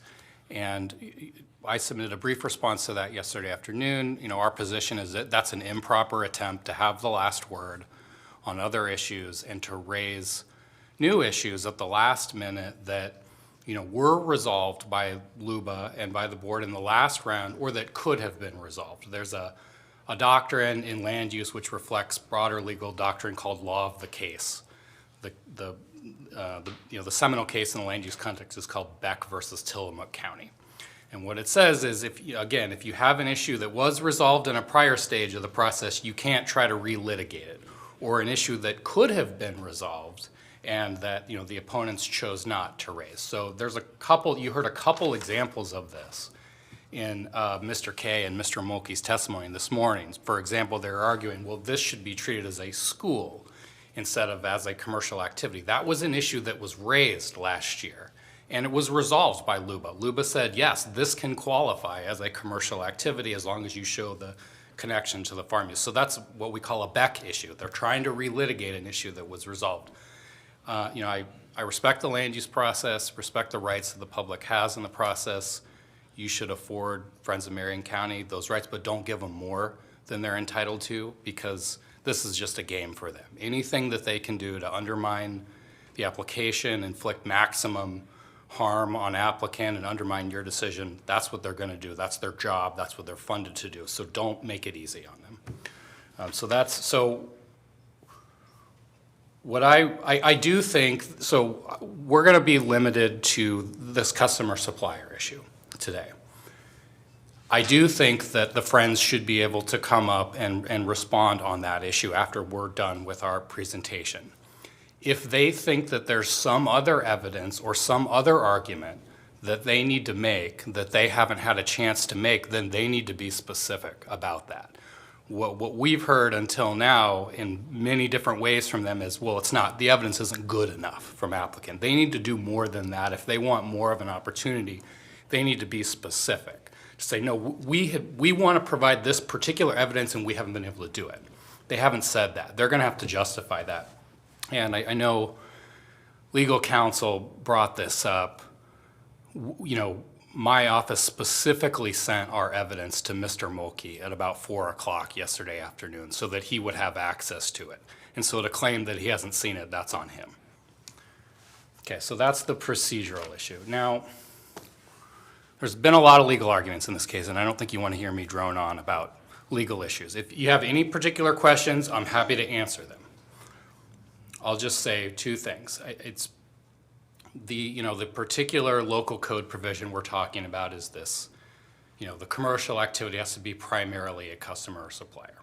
And I ask you to take into account two broader, and your job is really to interpret that and apply that to the facts of this case. And I ask you to take into account two broader legal principles when you do that. The first are the Oregon statewide planning goals, specifically Goal 3, which is to preserve and maintain agricultural land. The record in this case is clear that what the Jones are trying to do is to maintain farmland, trying to motivate, inspire, train young people to want to take care of farmland. And so, this customer supplier language should be interpreted in that context to further Goal 3. Okay, and then the other thing is just the basic constitutional right to private property. What the federal courts have said is that in order to protect people's substantive due process rights to use their private property, zoning rules have to be rationally related to a legitimate government purpose. Here, the legitimate government purposes goal 3. It's protecting, maintaining farmland. And so, to interpret this customer-supplier language in a way that doesn't allow agricultural education on a farm, that's not rational. That undermines goal 3. It doesn't make any sense. Now, I raised this issue to LUBA last year, and they brushed it off. They said, it's rational to require that commercial activity be in conjunction with farm use. So that falls back on the sort of conspiracy theory that this property is not really a farm. Now, I think we've bolstered the evidence. There should be no question that the property is in farm use and that this program is in conjunction with that farm use. So if this goes back to LUBA, LUBA's going to have to confront that due process issue and whether they are interpreting these EFU rules in a way that's rational and that really serves the goals of maintaining Oregon's farmland. So I ask you to interpret this particular code provision in this broader context and adopt a strong decision that grounds your interpretation in those important principles. Now, again, if you have other questions about legal stuff, happy to talk about it, but I won't drone on about it further. Okay, so we submitted, you asked us to prepare some more evidence about the customer supplier issue, particularly about how the program can act as a supplier in terms of the agricultural workforce. So you'll see a letter from me from yesterday afternoon, and the first thing it does is it just summarizes the evidence, that was already on the record. Okay, so there's a couple different application narratives that talk about the details of the program. There's an additional letter from the Joneses from July of last year that provides further details. There's the Kirsch lease, which we talked about last week. There's the additional letter from Mr. Kirsch talking about how the program is going to benefit his farming operations and it'll give him a chance to better monitor farming practices, try out different farming practices on this property, and that could help his broader farming enterprise. And then the last thing that I think is notable, at one point last year, there was a request that we provide some examples of other programs like this around the country, and so we provided a number of those examples. One piece of that was this guide to field trips for farmers from the Community Alliance for Family Farmers, or CAF. And that guide is actually endorsed by the Oregon Department of Education. And it talks about how, being able to bring kids, similar to what Nicole Sharp was saying this morning about, how bringing kids out to farms is one of the most tangible things that you can do to help people appreciate farming and help to, preserve the agricultural community. So that's all, evidence that has been in the record. In terms of the new stuff that we submitted yesterday, we provided the FFA statistics that we touched on last week, showing the strong correlation between, kids that are involved in FFA and entering careers in agriculture. There's another really interesting recent report from Oregon State and Portland State about the future of Oregon farming. And it really highlights the need for more programs to try to, as they put it, increase the pipeline of young people going into farming. It talks a lot about, the aging population of Oregon's farmers and succession planning and just, the need to bring in people who didn't grow up on farms into farming, just like Nicole Sharp said earlier this morning. So we think that's important evidence here.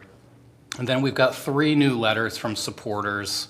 One's from a neighbor, one's from a teenager who's had experience working with the Joneses at the Red Oak Farm, and then the third is from Ernst Irrigation, which says, hey, we actually were introduced to this young person through the Joneses, and we think because of the skills that this person has learned that we may be able to have an apprenticeship and a future career in this. So that's just like one specific example of someone who may be joining the agricultural community as a result of working with the Joneses at Red Oak. And certainly they hope to do a lot more of that through the program. And so I'll turn it over to the Joneses unless you have any questions for me. I actually do have a question for you. So the way that I understand this is there's a question of whether there was actually a farm that was active here for the primary purpose of making a profit in farming, and I'm convinced you provided evidence establishing that, so that's the case. And so then there's this question of, okay, what is this commercial activity? What is it, right? That's being done in conjunction with farm use. And to me, it seems like the commercial activity is providing farm training, education to youth. Is that how you'd characterize it? That's a good characterization, yes. And it seems to me what Luba said was basically it's too remote to say that this training is going to supply farm workers. That we don't, based on the record that they saw at the time, they felt like there wasn't sufficient evidence, the language was a little bit stronger than that, that this was a supplier of farm workers for the ag community. But as I think about it, and I think Commissioner Bethel brought this up last time, CTEC is a really good example. We also have this youth wage grant that we do here in Marion County where we support local employers hiring youth ages 14 to 17 because we know that your first work experiences are really important, right? If you don't have work experience until after college, you're just behind the 8 ball, right? And so I think it's intuitive, it makes sense to me anyway, that providing farm training to youth on a farm is a commercial activity in conjunction with farm use. That's sort of it intuitively makes sense to me. But the law doesn't work that way, right? I can't just say like, come on. Like, isn't this obvious, right? I actually have to. Even though it is? I actually have to go to the court and say, this element is met, this element is met, this element is met. And it seems like what we're trying to figure out is if the commercial activity is providing farm training and education to youth, who's the customer and who's the supplier? Like the commercial activity must primarily be a customer or supplier of farm uses. So are we, it seems to me like the customers are the youth in this instance, right? That they're buying an experience and education. I agree with what you're saying about the school thing because clearly that statute that was referenced earlier is talking about like a school, like you go to first grade and then second grade and then third grade and like we're not talking about a educational experience that it's necessary to be on a farm to get that experience. I think that's really the difference here, right? Is that the reason why this is a commercial activity in conjunction with farm use is because you can't have an education or training in farming without a farm. I mean, you could in theory, but give me a break, right? Like none of us who have actually done any real work in any kind of real occupation believe that you can actually be trained well in something without practice, without practicing it in the real world. So if you assume, okay, you have to have a farm in order to train or educate kids about farming, then in order to do this kind of training, you have to have a farm, right? But I'm just wondering if it felt like what Luba said was, you're saying you're providing new farm workers, but that's too remote. We don't have evidence of that. Like, give me a break. But that doesn't mean that what this activity is not a commercial activity in conjunction with farm use. So could you articulate that in a way that, based on the evidence that you've provided, works? Sure, Commissioner. Now, again, there's two prongs. There's customer and there's supplier. And, my first point this morning is, that's goofy language, right? And you need to interpret that in the broader legal context that it sits in. The other thing, and I'm going to get into the weeds a little bit here in the case law, this customer-supplier language, it comes out of this particular case from 1994. It's the City of Sandy case. And it was about a store in town that happened to be on farmland, and it was just selling stuff to the public in general. And so in the context of this particular case, LUBA was trying to come up with a way to determine whether a store that sells stuff is really in conjunction with farm use or not. LUBA hasn't applied this customer-supplier standard since then until this case. There's several wine cases, for example, where they didn't apply that standard. There's another case called Hebenthal, which is about a crop processing facility where they didn't apply that standard. And so I don't expect you all to remember this, but that was one of the debates that we had last year was, is this customer-supplier thing really the law, or is it just kind of a local code that's a vestige of this particular case, and do you have, sort of a broad authority to interpret that? So that's the problem, is it's kind of a square peg in a round hole that sort of comes out of this, just particular case law history. So I ask you to keep that in mind. Now, back to the two prongs, though, I agree with you that I think there's two customers. One, the people who are participating in the program are customers of the farm use that's on the property, and we've explained how.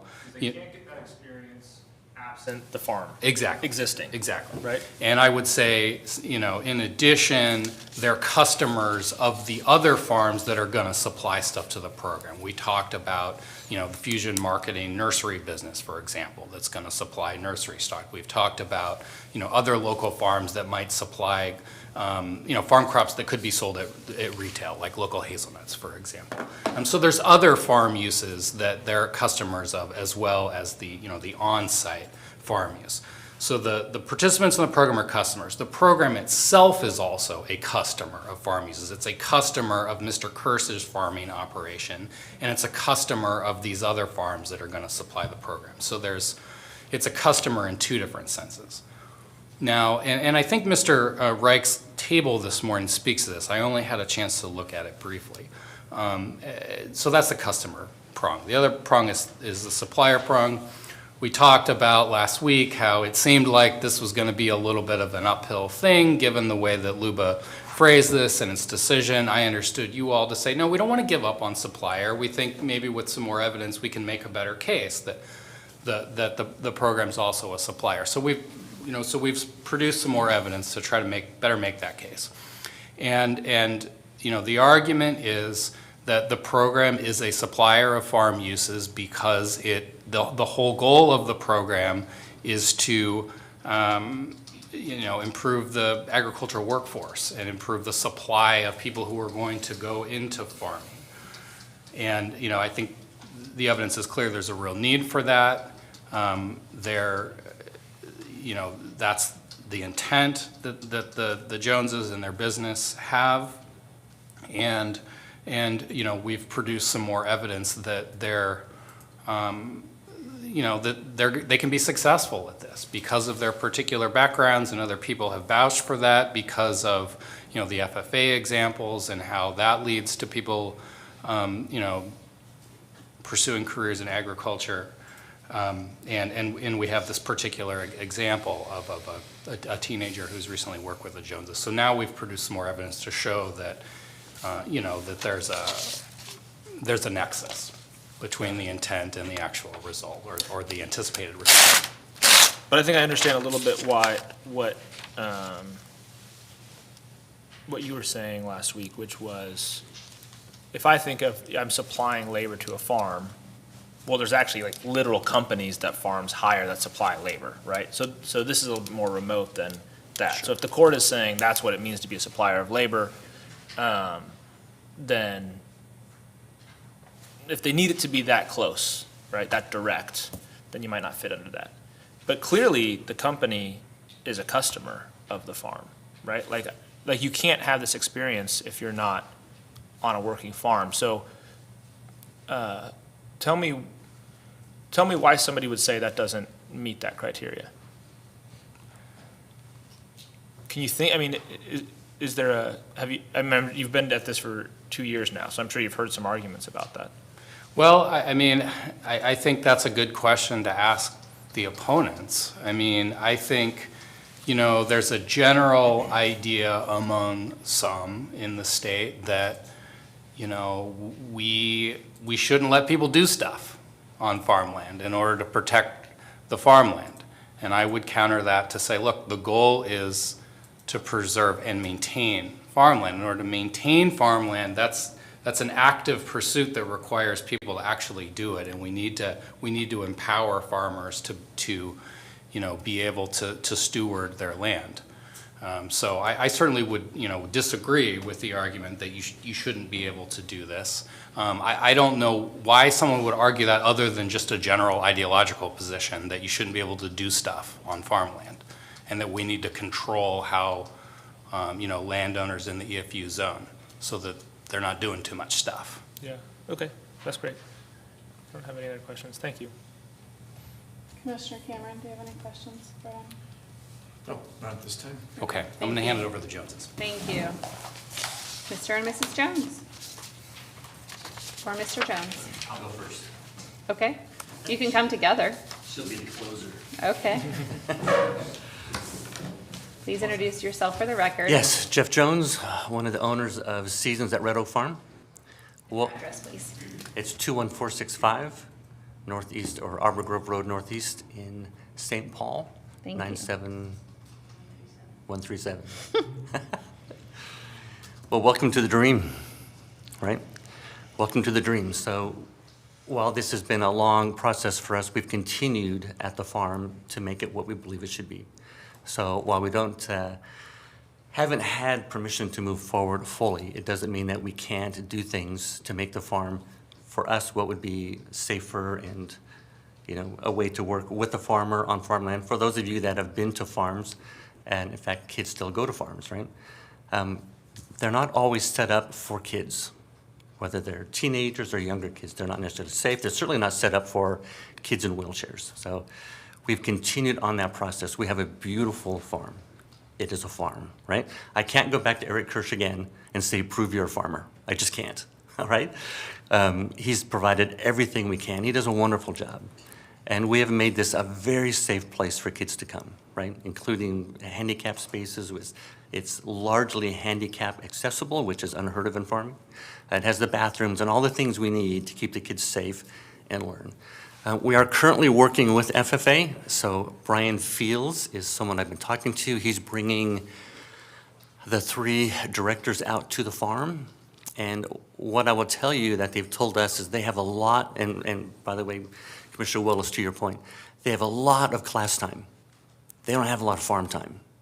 So for them to have a farm set up for this kind of a program is unbelievable. So I'm excited to have them out. I wish I could have got them out prior to the hearings and things, but they're busy with other things at the moment. But this will be put together with 4-H, with FFA, and then with groups that come out from schools that are interested. Another thing that was brought up was there are companies, of course, I'm in the nursery business, have been for almost 40 years, that supply labor. We're looking to supply careers, right? It's great to have labor, but what we need are people that want to come in and help run a farm, run a nursery, work in the hazelnut, whatever, right? Someone who's trained a little bit more than just to be labor at a farm. If we just get labor, that's great, that's helpful. It's a great story with the meal. Heidi will talk about that. We consider that a real win for us. Commissioner Cameron had brought up a week ago about GK Machinery, who I love, by the way. In this case, we happen to partner over with Ernst Irrigation, right? And I think this is going to be a real win for everybody. But I agree with what he said. They're all looking for people right now. And that's really what we're looking to do. I know you can't come see the farm yet, but I would be thrilled if at some point you guys could come out and see what this really looks like. For those of you that have farms or have seen farms, this will be a little bit different. This is really set up for this type of a program. And it's just something that people don't do. We don't have wasted space at the farm. Areas where farmers might leave it in blackberries and poison oak because it's not farmable, we recaptured that. right? And those are fields and parks and places to teach people in. And it's hard to envision without a lot of photos or time out there.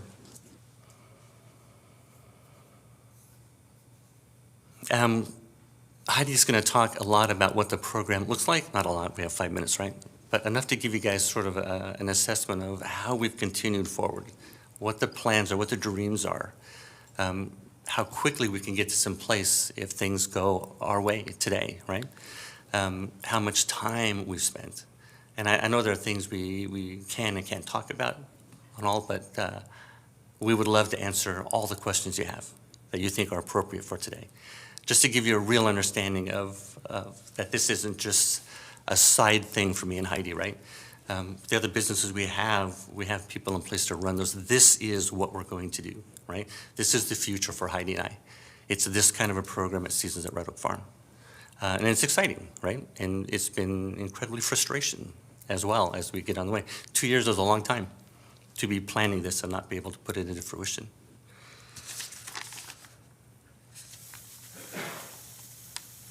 So I think for the most part, I'll let Heidi come up and sort of fill you in the rest. And then if you want to ask us questions, or even just questions today, I'd be happy to ask her a few. But I think I'll have Heidi speak real quick, if that's okay.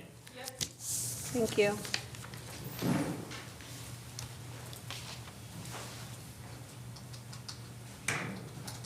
Good morning. Heidi Jones. Our farm address is 21465 Arbor Grove Road Northeast in St. Paul, 97137.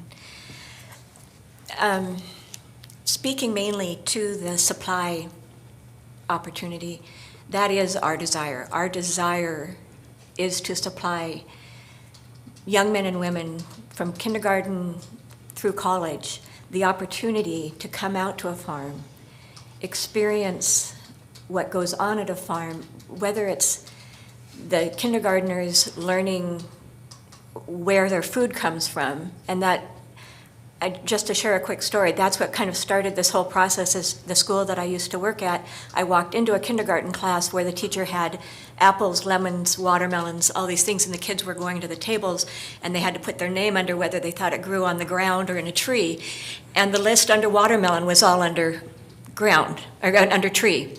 And I thought that is definitely a farm I don't want to work at harvest time, and is a watermelon farm when they're in the trees. But that's what got me starting, is there's just basic things that we assume is understood about agriculture, about farming, about where food comes from. And so we want to make opportunities available for these young people. And we feel that what Jeff and I have done, his 40 years in the nursery since he left college, and I've been a marketing community relations director in different situations, but we helped start a school in '97, and I moved into college and advising in the 20 years at the end of my time there before I retired. And that just became a drive of watching what I could do in helping direct young people into talking to them. What is it that is your desire? What drives you? And then helping them figure out where they would want to apply their gifting and go into careers and that sort of thing. And Jeff and I have been talking that this opportunity with FFA, with 4-H, merges both of our passions and our skills and our backgrounds into the Emils, the letters that you've seen. That Jeff brought a young man who's in a family of 12 kids that probably he's not going to be able to go to college, but he immediately started following Jeff around, and Jeff just spoke into his life and started saying, help me, can you help me with this? And Emil, Jeff would say, well, this chainsaw is broken, and he'd come back after lunch, and Emil's going, no, it's not. And so Jeff immediately said, I'm taking him to Ernst Irrigation, and that's where he met with them, and they said, oh my gosh, of course, we would love to have him come and apprentice with us. So the hardest part has been over the last 2 years, we have not had the opportunity to feel comfortable fleshing out exactly what this might look like. So we apologize in a way for that, because we realize that now everybody's saying, what is it you're going to do? And we haven't felt that we could develop that. We have a curriculum coordinator that can help us figure out, because I'm not a teacher, I don't know how to best put students into an educational opportunity, but her working with FFA and helping to say, this is a great opportunity for kids, be it the kindergartner or be it the high school or college student. These are the best ways of teaching at that level, and those are things we haven't been able to develop. So that is what we would be moving forward into doing. So we would hope that in getting this approved, that we can immediately then meet with the organizations. One of the things we're excited to see as we research this for you further is that there are 8 FFA organizations within, I think it was 10 miles of our farm.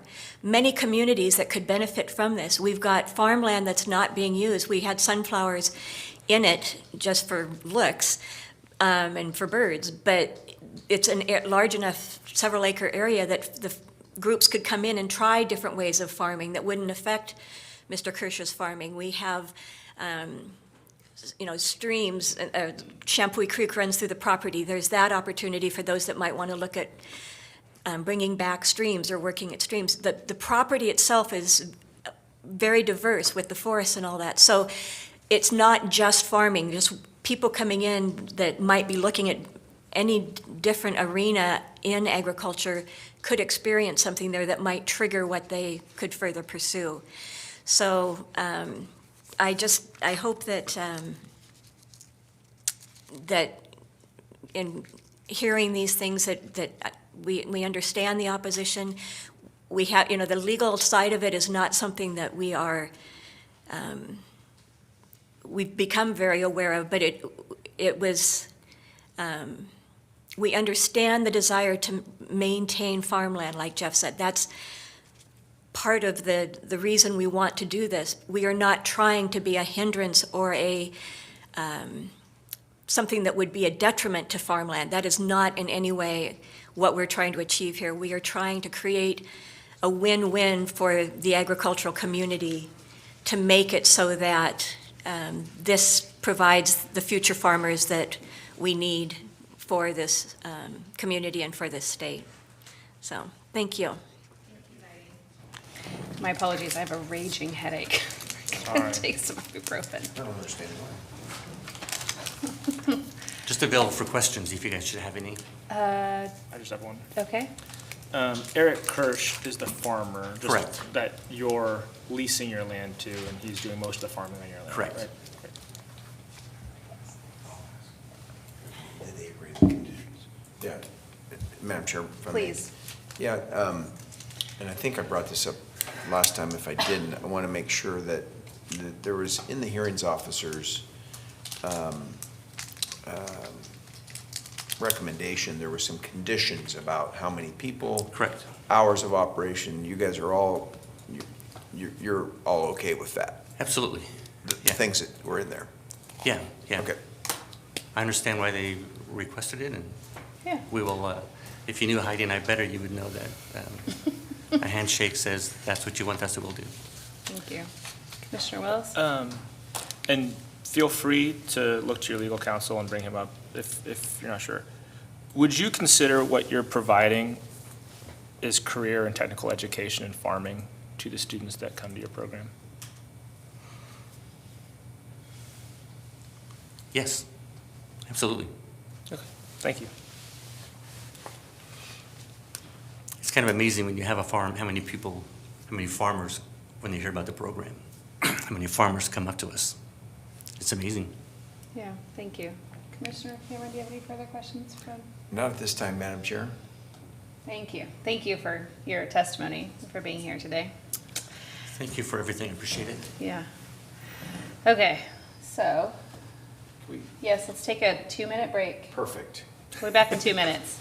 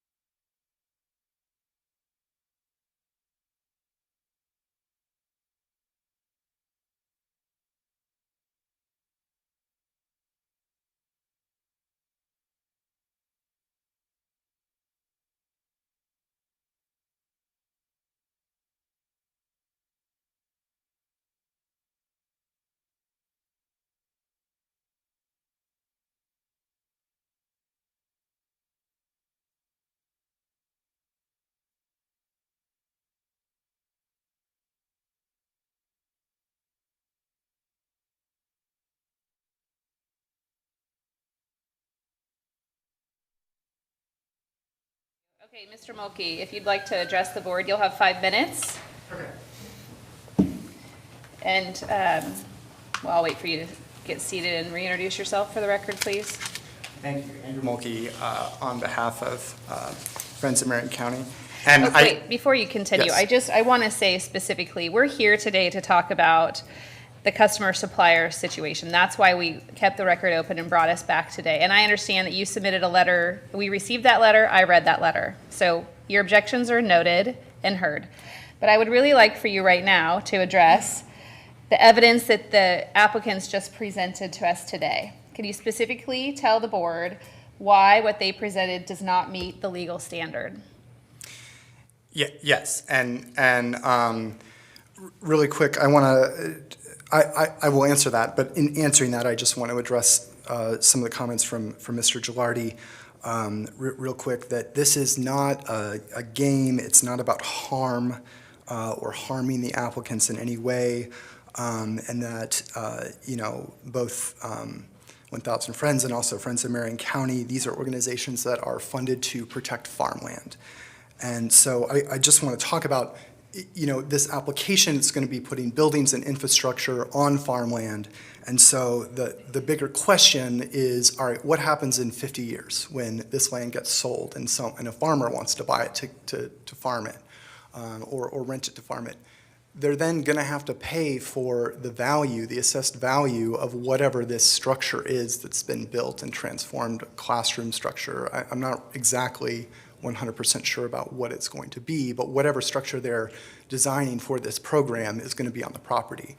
And so But that could be stated for the same thing for every nursery in Marion County that builds concrete pads and nursery structures, and a farmer in 50 years has to go buy that and do the exact same thing. yes, and so but those are farm buildings. Yeah, So but how is a nursery that produces plants that promotes children to pay to come and have access to that any different? In my opinion, it seems like the only bridge there that you're struggling with is the fact that they're going to recruit kids to come and have direct access to a farm. If I went to Fessler Farms today, what I would see is hundreds of acres of nurseries, structures with thousands of plants. I'm just not paying to go walk through them.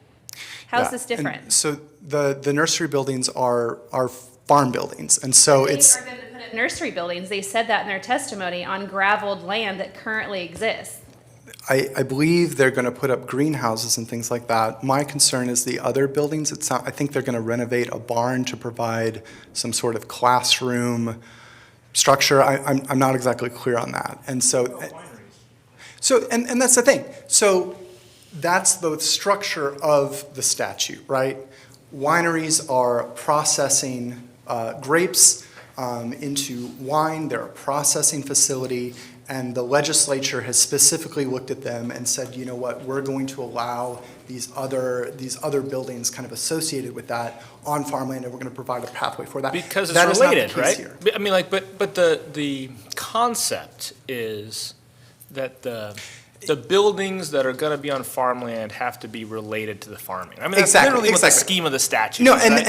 and that's what we're asking here, and what we're asking both the county and actually the applicants to provide more information on, because this isn't strictly about we don't like, or Friends of Marion County doesn't like this program, or 1,000 Friends doesn't like this program, and it's not that a program like this couldn't potentially occur on farmland, or some sort of apprentice couldn't occur on farmland working with a farmer.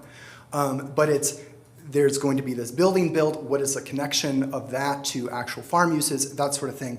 And I think that... But I feel like they explained that, and I feel like you're getting hung up on one, like, you've said multiple things over the course of 2 years as to why you don't like this, and now we're kind of narrowing it down to you or Friends of Marion County or 1,000 Friends of Oregon or whoever isn't comfortable because you can't visualize what the building will connect to a farm outcome. And I just bought a farm. It has a building on it. In fact, it has 3 buildings on it. And I'm literally in the process of renovating one of them to make it a farm use, because it wasn't a farm use before. It was just a storage space. I feel like there's a stretch here for you to continue to oppose this application. So I know that you want to continue to rebut the applicant's attorney, but I really need you to explain to me, like I asked earlier, to specifically address why the evidence they provided today doesn't meet the legal standard. So, and I'll get to that. And I think I would really like you to try to get there faster. I Thank you. appreciate that. So what I've heard from the applicant today, I appreciate it a lot, but what I think I heard was that they haven't quite fleshed out what the program will be or what the specific activities of the program will be. Is this an apprenticeship program?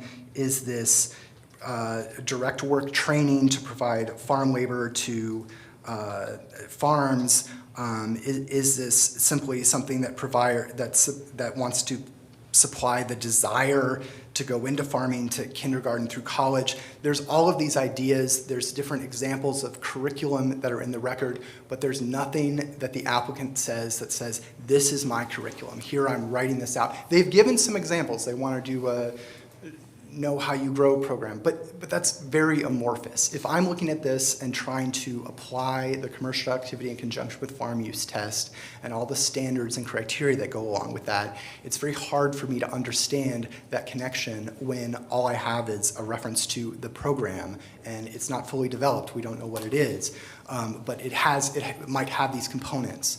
So that's the real issue here.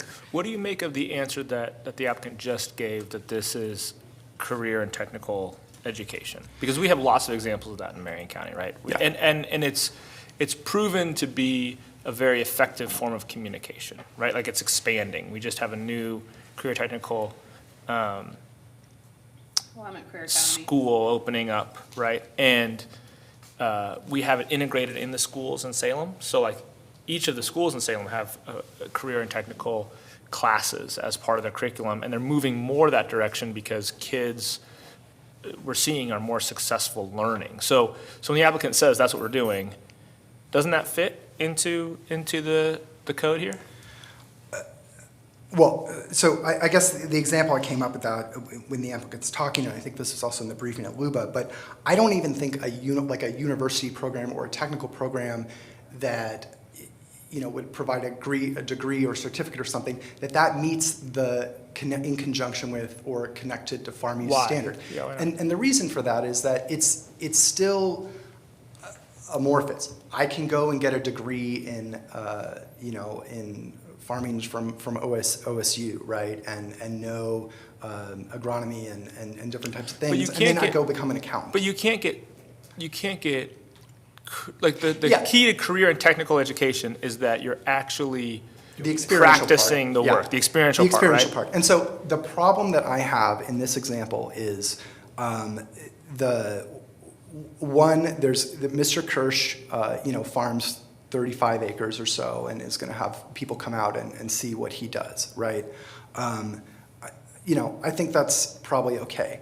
But the other aspects of this, there's many activities that are described in the applicant's proposal that aren't farm uses or that they haven't shown are farm uses and haven't connected to that. And so the case law talks about both the primary activities and incidental activities, and what I see here is one small example of where there is some connection to what Mr. Kirsch is doing, but then all these other activities that have not been justified in the way that they need to. But isn't it true that not all, the whole point of this is that you're doing commercial activity that's not farm use, right? So the statutory scheme and then the code, the idea is that it's not farm use. The idea is that you're doing something that's not farm use, but is connected to farm use, right? Yes, the idea is that it's not farm use, that it's connected to farm use. Right. And again, that's the point, is that I think there's, for example, fusion marketing, it's as far as I understand it, what the applicant has on the record, it's not actually a nursery operation, it's a nursery wholesaler. That's not a farm use. So if you want to have something in connection where fusion marketing comes out of the property and talks to kids, that's not actually in conjunction with farm use. The same thing for some of the greenhouse and garden opportunities that they've described. Everything that's been just put into the record shows that those are not farm uses. And so bringing children out in conjunction with that is not. But nursery is allowed on EFU ground. A nursery is, but they're not, as far as I know, they're not establishing a nursery. Right, but if they're, this goes back to the career technical thing, right? If it's experiential learning, right?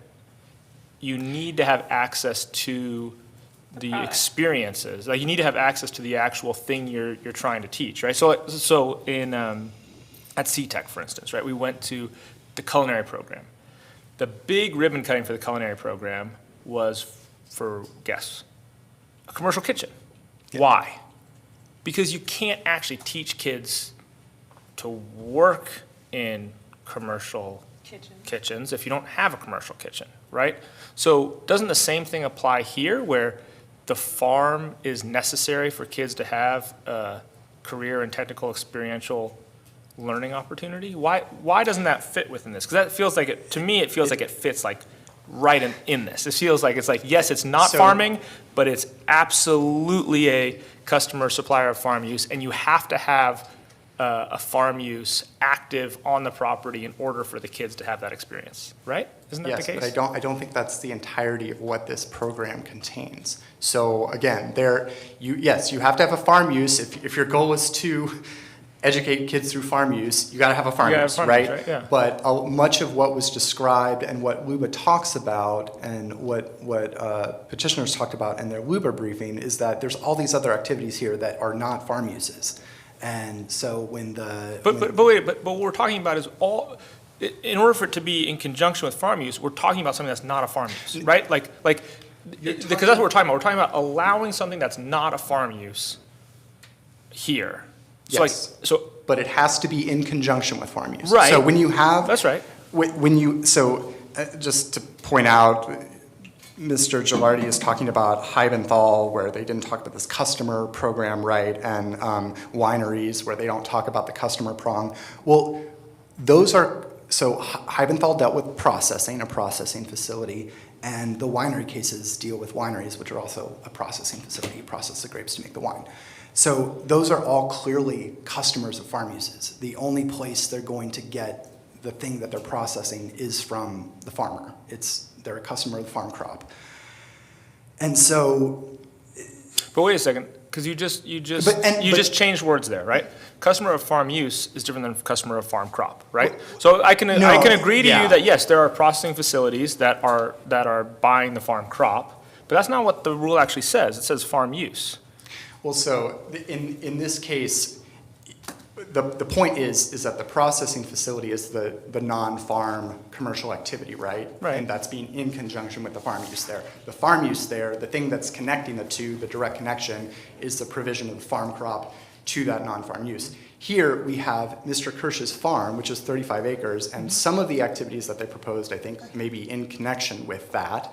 But even some of the activities that they want Mr. Kirsch to do don't actually sound like they're in connection to his farming operation. It sounds like it's in connection to just talking to a farmer.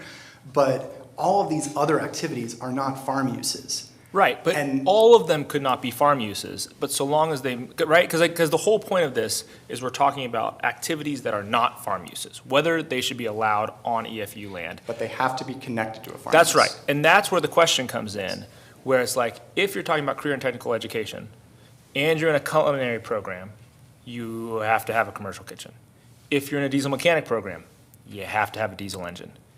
If you're in a farm program, you have to have a farm. And so in that case, the farm use is essential to the program. You can't have the program without the farm use. The program itself doesn't have to be a farm use, right? The program itself is this career technical education, but it's in conjunction with farm use.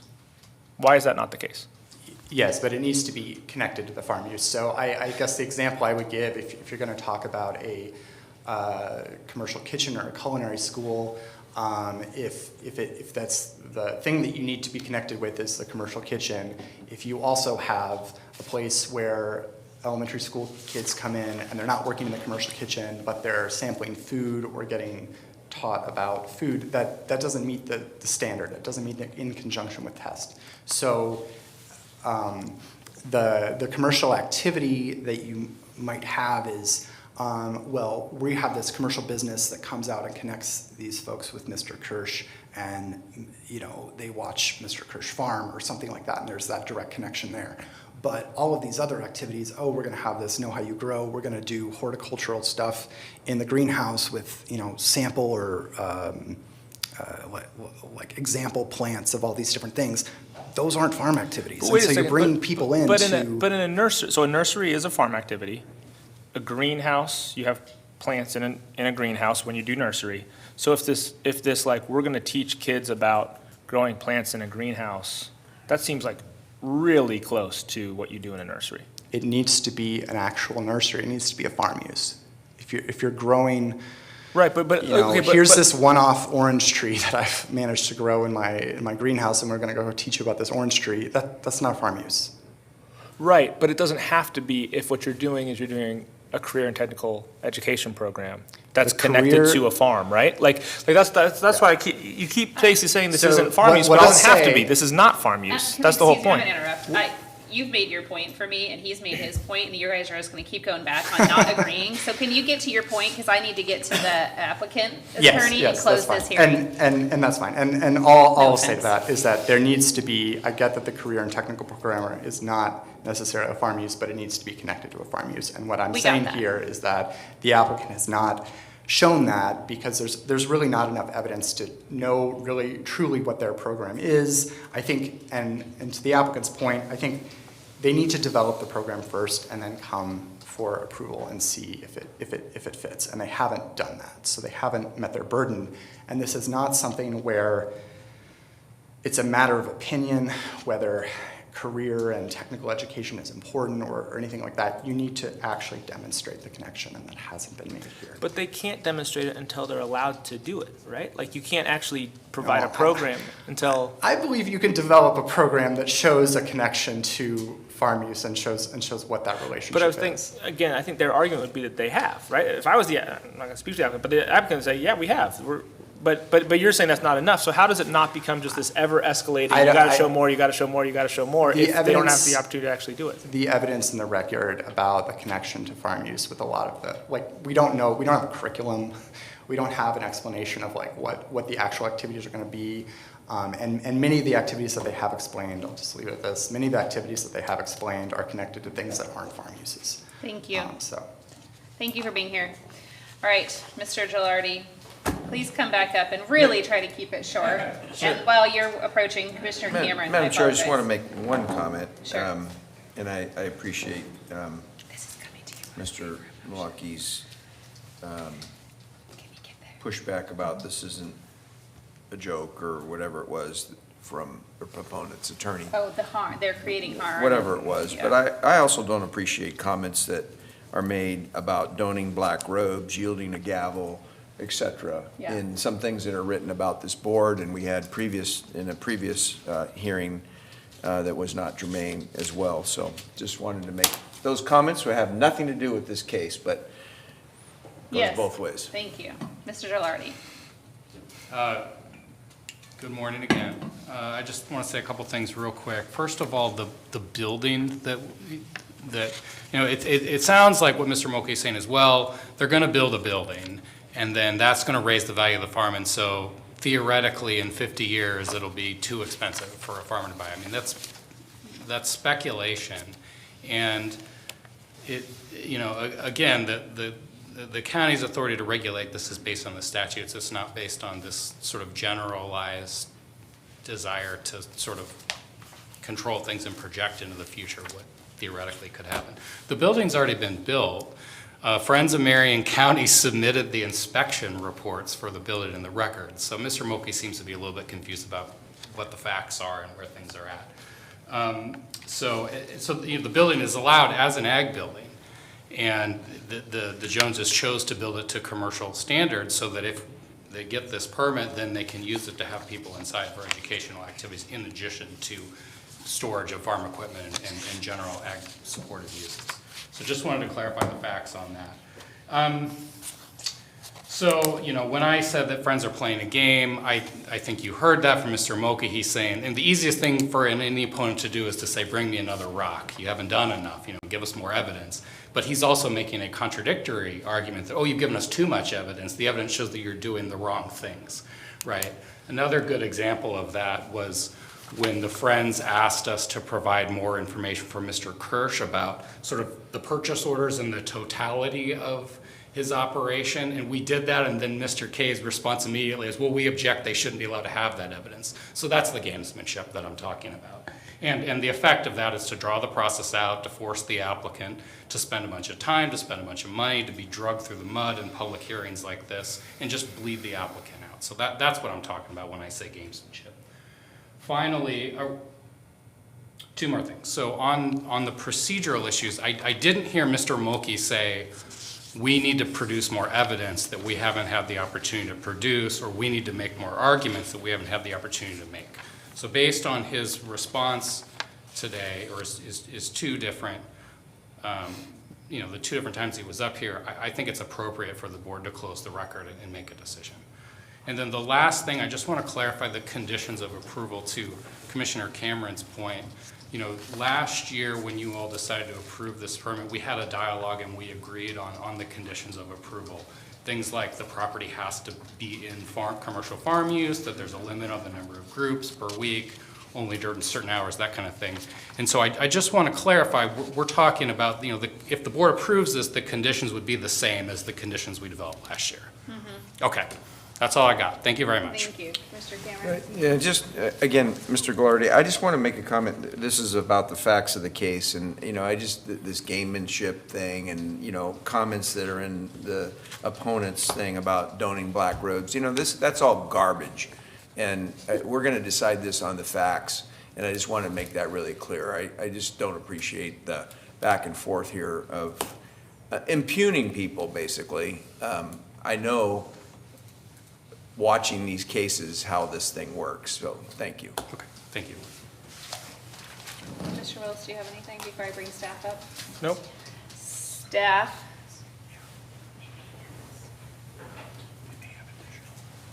Oh, my God.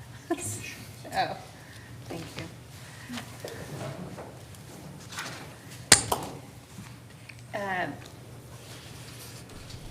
Can you list off the conditional uses of this property, please, and if there's any additional that you need to add today?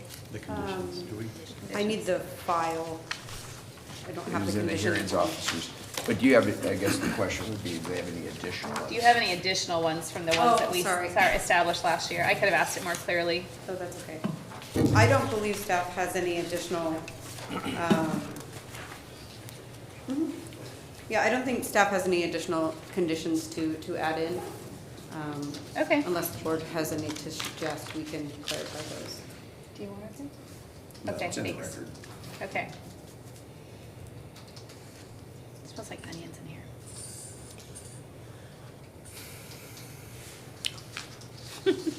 Go ahead, Brandon. Do you have questions for Brandon Collins? Brandon, do you, based on what we heard today and what's in the record, do you have any problem with this board finding that the business is in the business of career and technical education and farming for students? And No. that's a customer of farm use in this instance? No. I think we can make an argument for that. I think there's evidence in the record for that. And there's this question of whether the business is also a supplier of students or future farmers or something. Do you feel, what do you think about that idea? I think you can make an argument that the business would supply the education in some aspects of farm training. But you may not be able to make the argument that you actually supply farm workers. Yeah. That's similar to a lot of what happens in K through 12. You're exposed to a lot of different things, but you're not actually pushing the kids into a future occupation. Do you think that, and mentioned this, Mr. Mulkey, about the career technical education in culinary with the commercial kitchen, or in diesel mechanic with the diesel engine? I remember we visited Shemeketa and they were so excited because they had a diesel engine donated to them. And they're like, we needed this for this program to occur. Do you see that as the same? Or am I wrong in saying like you need to have a farm in order to do career and technical farming education? No, I agree. I think that if you're at CTech and you're learning culinary and you're working in a commercial kitchen, that may not actually be a restaurant. It's not. No, yeah. And so that's the education component. And I think that education is a strong component of our ag in Oregon. OSU has field research areas, like at least 3 across Oregon. And they grow the crops that you would grow in that region. And then students, adult students in school, college, go there and have experiments and learn how to apply pesticides. There's literally one in North Marion County that I sit on a group of. Yeah. And we're so seeing. it's a similar, but for K through 12. And we're seeing this move younger and younger. Do you see any problem with the age range? Like if they want to have, 4th graders or 5th graders, we're seeing career and technical education kind of moving throughout the school system, right? Sounds like they'll have an expert on board to develop curriculum that would pertain to different age groups, different exposures, different age groups. Okay.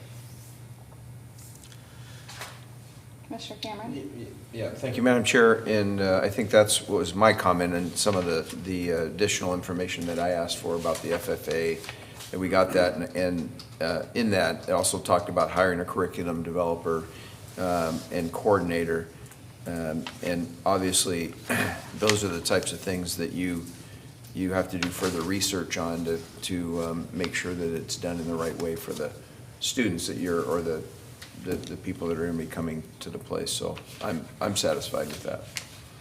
And this is a conditional use permit, right? So if at any time you start feeling like they're not doing what they said they were going to do, we can pull that permit like we have other places, right? I can send a letter of revocation with the option to go into a hearing with the hearings officer, and then that would come to the board if it was appealed. So we can ensure that this continues as a career and technical education and farming thing. They can't like switch it without. That's right. We would use our knowledge and, understanding of what they're doing to see if they're not following that any longer. Can you pull the permit only if they're not meeting the conditions on the conditional use? If they're not meeting the conditions, if we find out there's any factual errors, or if they're not doing the use that they were approved for.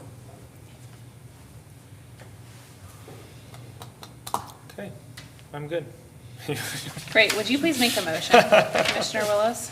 I thought I worked. I'm gonna do my best. Okay. So before we get to the motion, I just want to kind of revisit. So the hearings officer found that the 2 issues that had been brought before, 3 issues have been brought before LUBA on remand, that at her hearing that she found the first 2 criteria had been met. And I think at the last hearing, the board kind of reached a consensus. They agreed with that. And so today's hearing is this last criteria, just to kind of frame up your motion. And that's it. So that's the only criteria that That's we've right. already. I think you have to make an official finding on the first 2. Okay. And that should be included in your, so you accept her findings in the recommendation. And then the 3rd one, she said, I need more evidence. And Yes. that's where you Did Okay. this last week and a half. Okay, so I move to close the public hearing and to accept the hearings officer's findings in her recommendation and to approve the conditional use permit application, finding that the applicant did provide sufficient evidence of farm use on the property, and that the commercial activity that's being proposed is a program of career and technical education in farming, and it is primarily a customer of farm use. Because otherwise, it wouldn't be done. I'll second the motion. A motion and a second. Is there any further discussion? Hearing none, all those in favor, please say aye. Aye. Aye. Aye, the motion passes. Thank you. Thank you. I will adjourn the public hearing and re-enter the regular board session. And for the record, just notify the public that we do not have a board session on Wednesday, December 28th, a week from today. Oh, And- no. No, excuse me, that we don't have a board session next week, which is the Oh, I lost the date. 21st. The 21st, thank you, but we will be back here on the 28th for the final board session of 2022. Of the calendar year. All Yay! right, everyone have a Merry Exciting. Christmas. Meeting Merry adjourned. Christmas. We didn't do a Christmas greeting this year, did we? Yeah, we did.